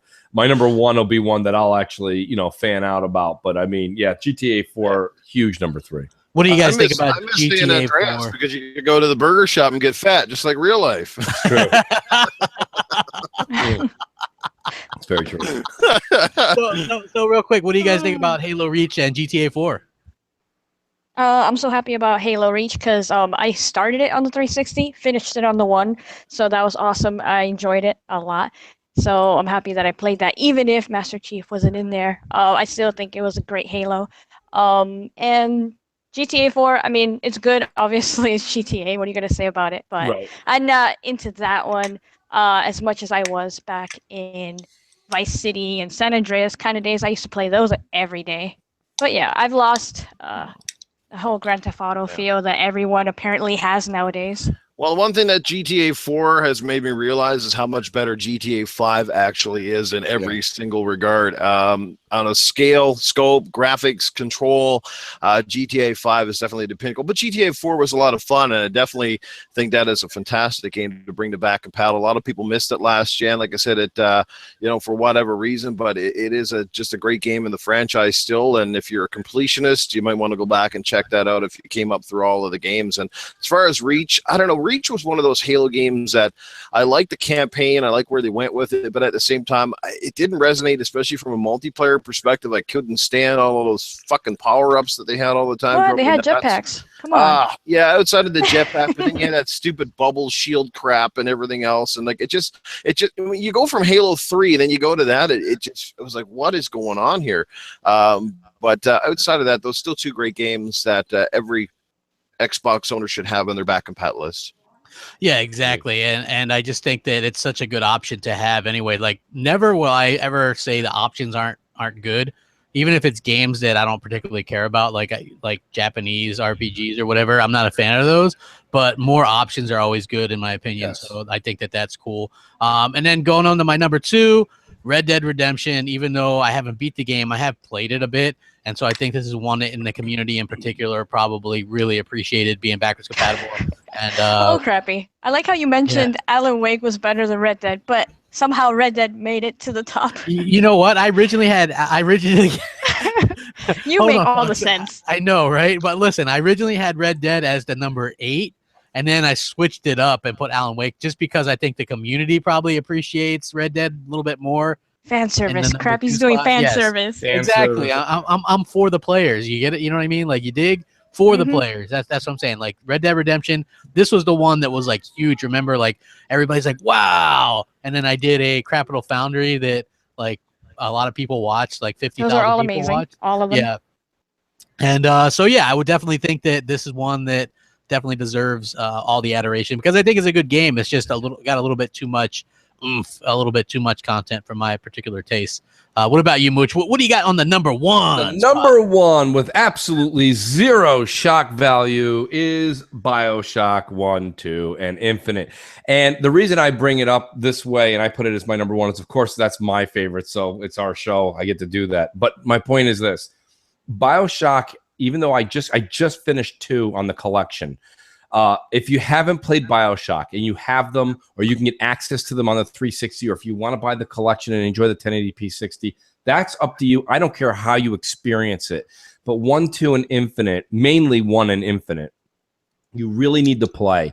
And I think Prey, believe it or not, Prey that released this past weekend is doing so well because it's getting System Shock and BioShock vibes. That's the kind of impact BioShock had on last generation. I still play. I try to play as many games as I possibly can that don't fit my interests, and I still go back to play BioShock 1 and 2 whenever I get a chance, or Infinite. And like, I just can't stress enough how amazing it is. So this, you want to talk about fan service? Crap's doing fan service on the top 10. Microsoft gave fan service by allowing this game to be back compat. Although I do want to say, so real quick before we get to the panel here to discuss the last two games, the one thing I do want to bring up, we talked about it last night when we were all kind of gaming, was I said, we've got to understand that this generation kind of is looked down on, like it wasn't that great of a leap. And I've been trying to tell people that's not really true. And if you don't believe me, strike up your 360 or put in an old back compact game and let your 360 dashboard pop up. When you look at like the gear or the lettering or everything's so crisp and clean, even on your dashboard. And then when you look at the 360 dashboard, a gear just looked like a blob. You know, like everything was just so gross back then. We didn't know any better because that's how our eyes were fixated. We had no idea. Well, we're also playing it on, I know for a fact you play on a 4K TV as well. Which, this is true. Yeah, like this me is true. too. But So I mean, some of the games don't look as good. But like I was playing. I'm talking about even the dash though. Crap. Yeah, you know what? Yeah. But like I was playing the Force Unleashed 1 and 2 this past week for like Star Wars week because I'm a big Star Wars nerd, and I was like doing like the reviews and stuff. And those games still look really good on the Xbox One. So Oh my god, that should have been in the top 10. Yeah, True. I mean, yeah, they should have been. Those are really good games. The games look good, but you know there should be like an asterisk next to you saying that for their time is down at the bottom of the page, because the thing is that it does look good. You're right, but realistically, the minute I start playing any back compact game and I hit the, you know, this, which I'm going to call the start and select button, but Microsoft decided to make it the 3 lines in the picture-in-picture button. Okay, I still call them fucking start and select. That's what they are. I mean, like, Yes. Start and select, people. Same. There's no reason to have ever left that. Like nobody in gaming ever was like, I'm so sick of saying start or select. Nobody said that ever. So why they got rid of it, nobody knows. Anyway, even Nintendo, who had start and select, I think first, even on the Switch now, doesn't have it. They have plus and minus and home and something. Yeah. Stop it. Stop. Mooch goes, I added you on Switch. It's such a shame that you have to add that with friends codes. It's like playing a scratch off. It's like playing a scratch off. You scratch the thing off as 25 digits. Like this guy's your friend. Great. Thanks. You know, so hey, I will say to your point, GTA 4 does look like when you're playing it, like someone rubbed dirt in your eyes. It is. I mean, like some of those games, they're really kind of. We're sitting here talking about Jaggies this generation in a shadow. They're like, you see that shadow in the far left, southwest corner, that little Jaggy? And I'm like, no, I don't see what the hell you're talking about. Meanwhile, your entire character in GTA 4 was a Jaggy.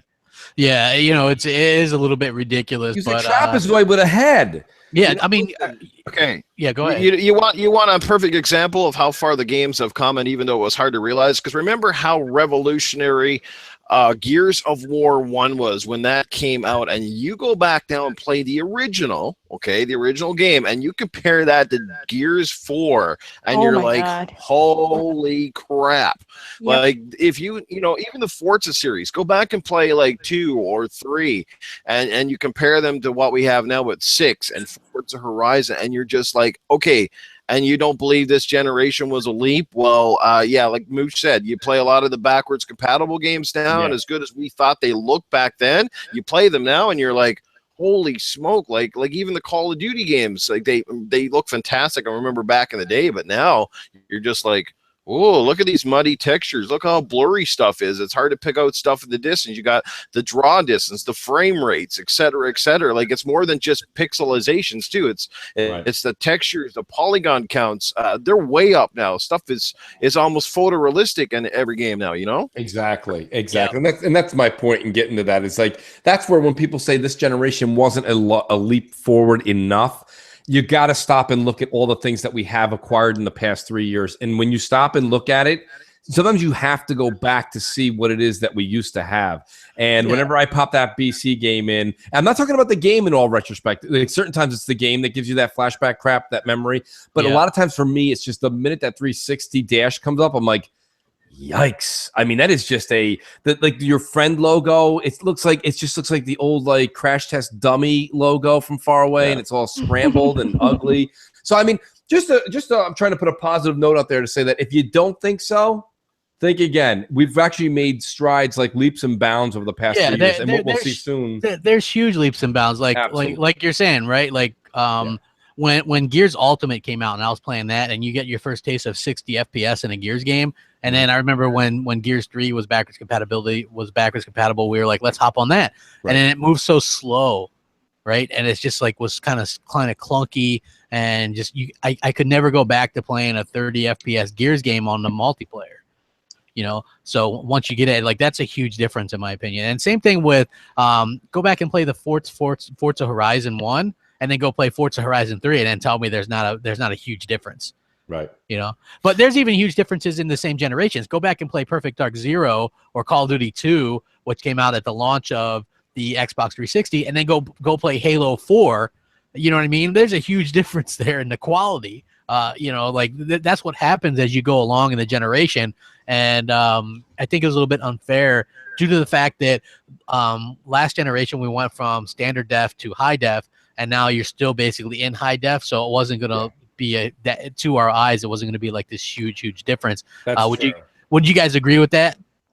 Completely. Oh, yeah, for sure. Absolutely. And you know what, guys? We're human. It's human nature. We're creatures of habit. We're creatures of similarity. Like, we get used to things, and then we complain when something new comes out because it's different, and we have to relearn how it works. I mean, my father was so old-fashioned, like it took him years to comprehend and get over how a fucking microwave worked. He could just never understand how a microwave could cook food in 30 to 60 seconds. Like he would go back to the oven every time because it was just complicated for somebody to learn. But it's no different with the consoles. We used to think Xbox 360, that dashboard was the be-all end-all at first. And when I remember when Xbox come out, there was a lot of people like, oh, why did they have to change it? Why is this so different? And why did we do this and do that and something else? And you also had to remember that the original Xbox One dashboard was kind of designed as well to integrate and use the Kinect. I mean, that's what they went for originally, was Kinect integration right through and through. But obviously, when people didn't adapt to the Kinect very well,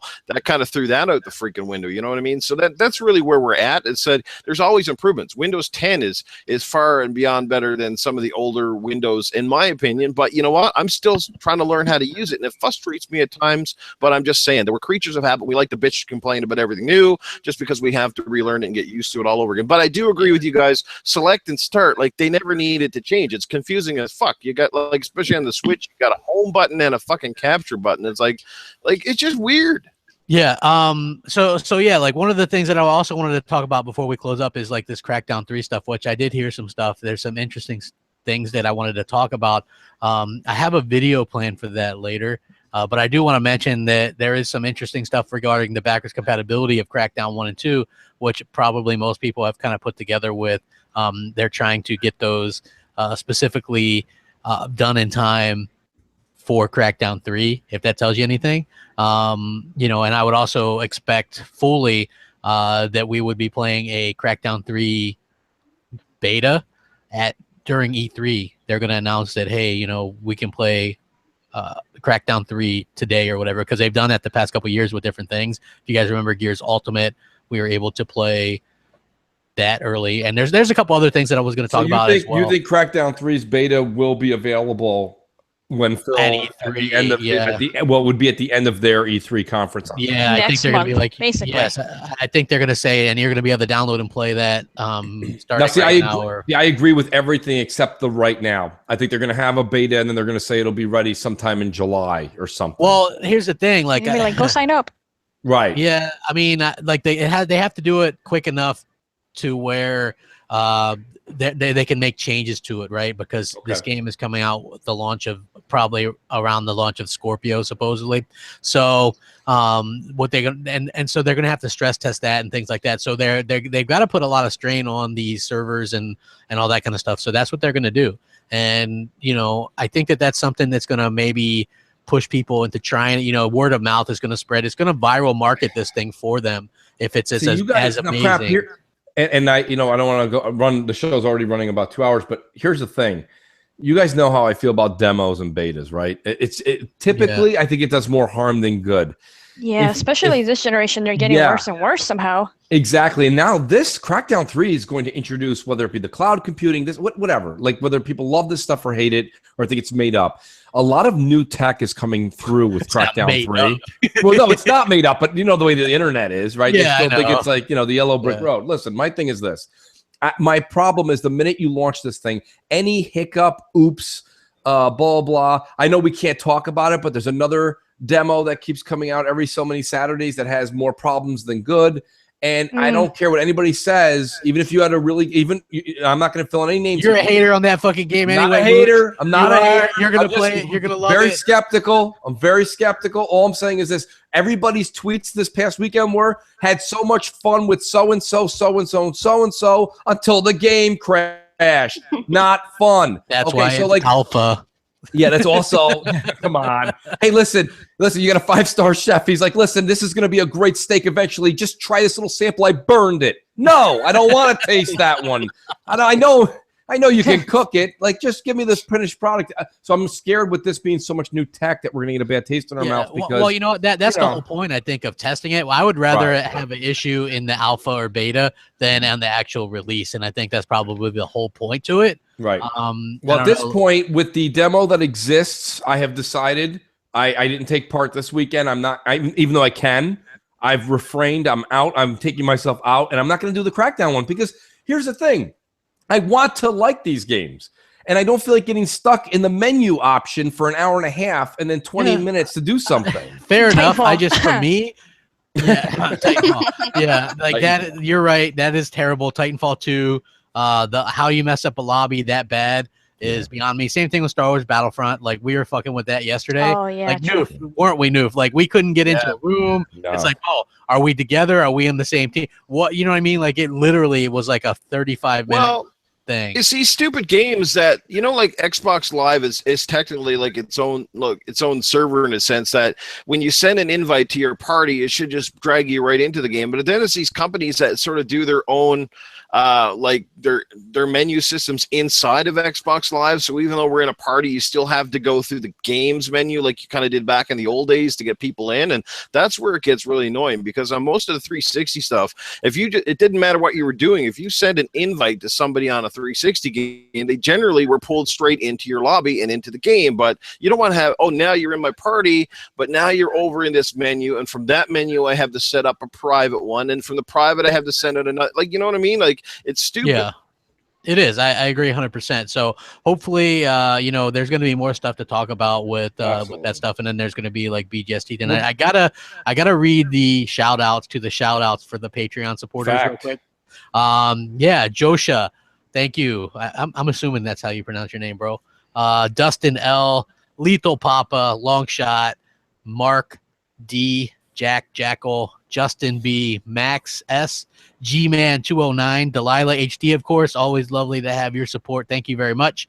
Robert B, John S, Snoopy, ooh-wee, Silent Bob X, the Doug podcast crew, including Stick Figure, great people. I tweeted out their support thing, so go follow them and check out the Down Under crew. Good day, mate. Yeah, I don't know. So Adrian A. I'm going to go ahead and read the rest to all the supporters, even the ones below that tier, just because we don't have the ticker this week. So you get even more value for your money. Christopher M, Mark B, John B, Frodo. What's up, Frodo? Ruben, Sean D, Space Cat. Thank you for the support. Okay. Ray Barada, Elliot B, Richard N, Jason H, Shadow something. I don't know what the hell that is, but yeah, thank you for that. Adolf W. That's got to be a real name, right? Dan M. Manco, the PlayStation Bra. That's his name. Siberia, Joshua R. Kareem H. Cool Fusion, Valkyrie G.